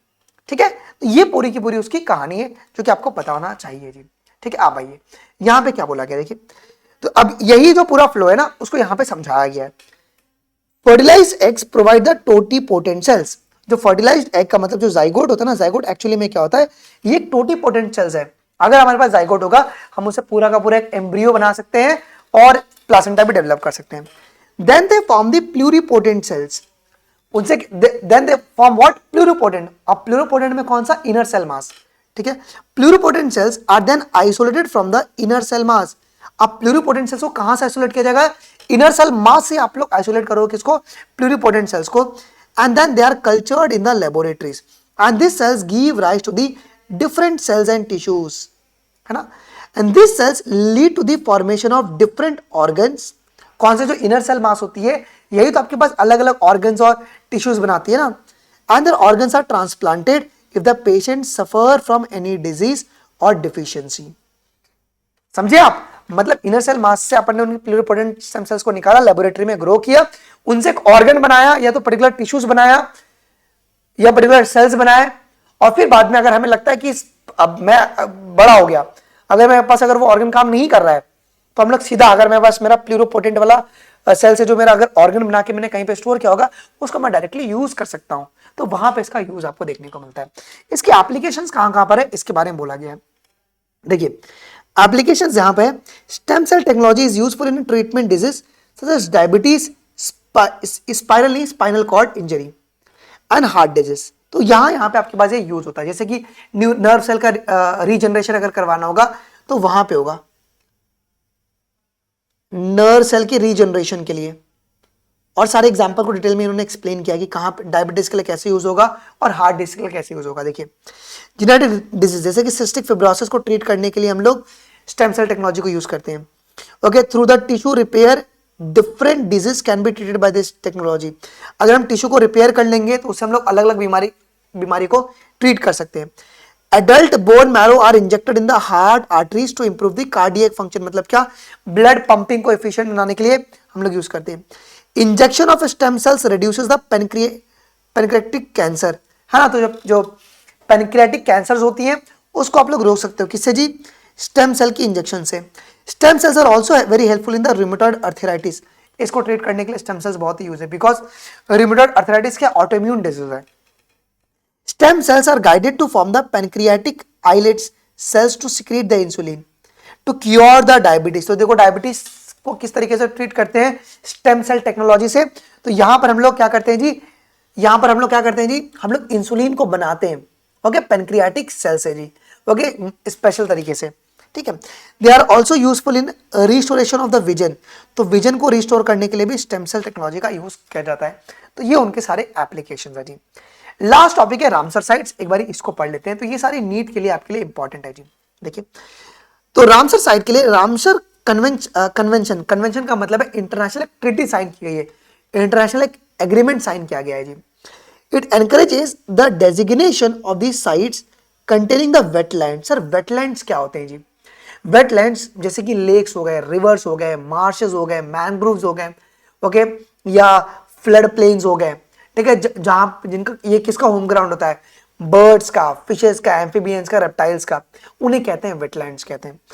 That are important for conserving the biological diversity. हम लोग को एक्चुअली में किसको कंजर्व करना है, इससे हम लोग इससे फिश, एम्फीबियंस,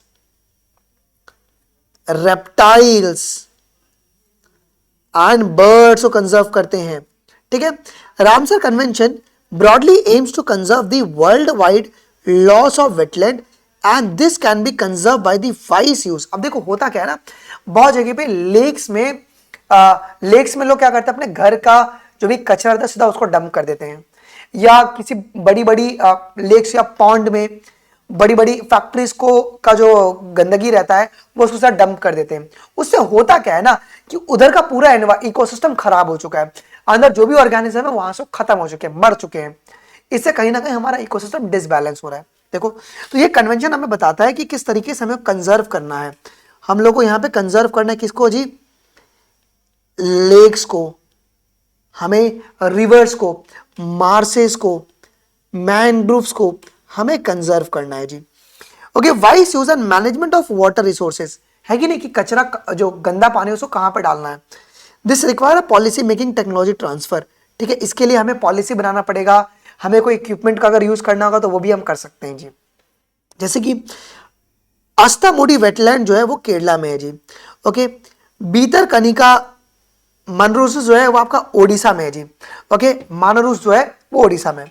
फिर बोजू कटलैंड जो है वो आपके मध्य प्रदेश में। चंद्रताल जो है वो हिमाचल प्रदेश में। There are some of the Ramsar site, ऐसे लगभग 17 या 18 आपके रामसर साइट्स अवेलेबल हैं जी। ठीक है, इंडियन वेटलैंड्स आर क्या बोला गया हमें, हाँ, Indian wetlands are of intervention importance under the Ramsar convention. Okay, अब देखो यहाँ पे सरकार की एक स्पेशल टीम है जो ये मेक श्योर करती है कि जो रामसर कन्वेंशन है उसको प्रॉपर्ली आप लोग इंप्लीमेंट करें। ठीक है, अच्छा, all joining parodies of the Ramsar convention commit themself to work toward the 3 pillars of the convention. देखो, जिन्होंने भी रामसर कन्वेंशन को साइन किया है उनको 3 पिलर पे काम करना पड़ेगा। सबसे पहली बात क्या? Ensuring the conservation and the wise use of wetland, कि आपको ठीक तरीके से वेटलैंड को यूज करना है। दूसरा, including as for a possible the wise use of all the wetland in the natural environment planning, मतलब इस तरीके से हम लोग को उसको यूज करना है कि जो नेचर का इकोसिस्टम है उस पर कुछ भी इंपैक्ट ना पड़े। Okay, third, consulting with the other parties, मतलब दूसरे कंट्री से भी आप लोग कंसल्ट कर सकते हो, टेक्नोलॉजी को आप शेयर कर सकते हो जी।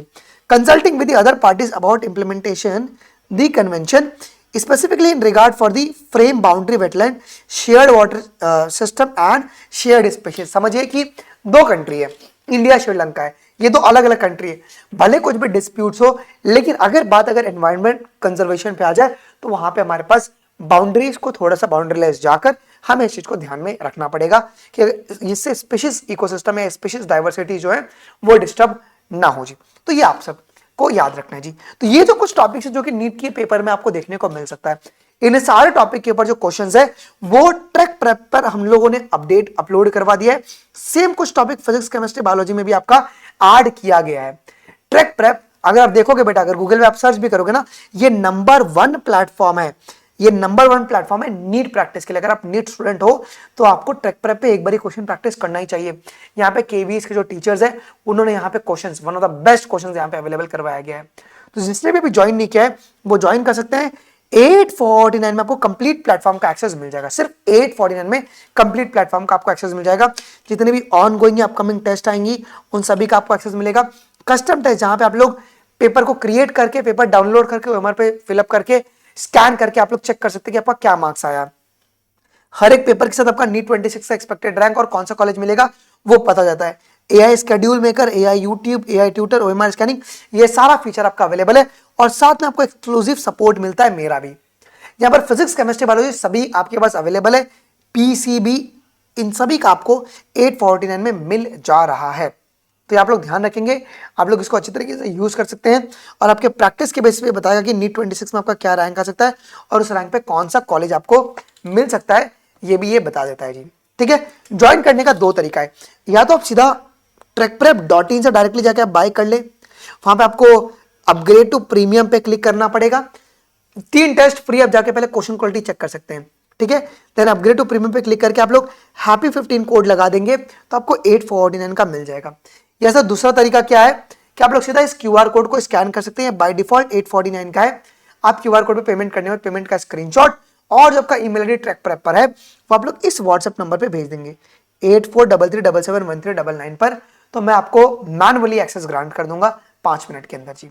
इस तरीके से भी आप लोग इसमें एनरोल कर सकते हैं। आई होप कि ये सेशन आपके लिए बहुत ही इंफॉर्मेटिव लगा होगा। कुछ भी डाउट होगा मुझे कमेंट सेक्शन में जरूर से बताइएगा। अब देख लीजिए, बस इतना ही। थैंक यू गाइस, जय हिंद, बाय बाय, टेक केयर।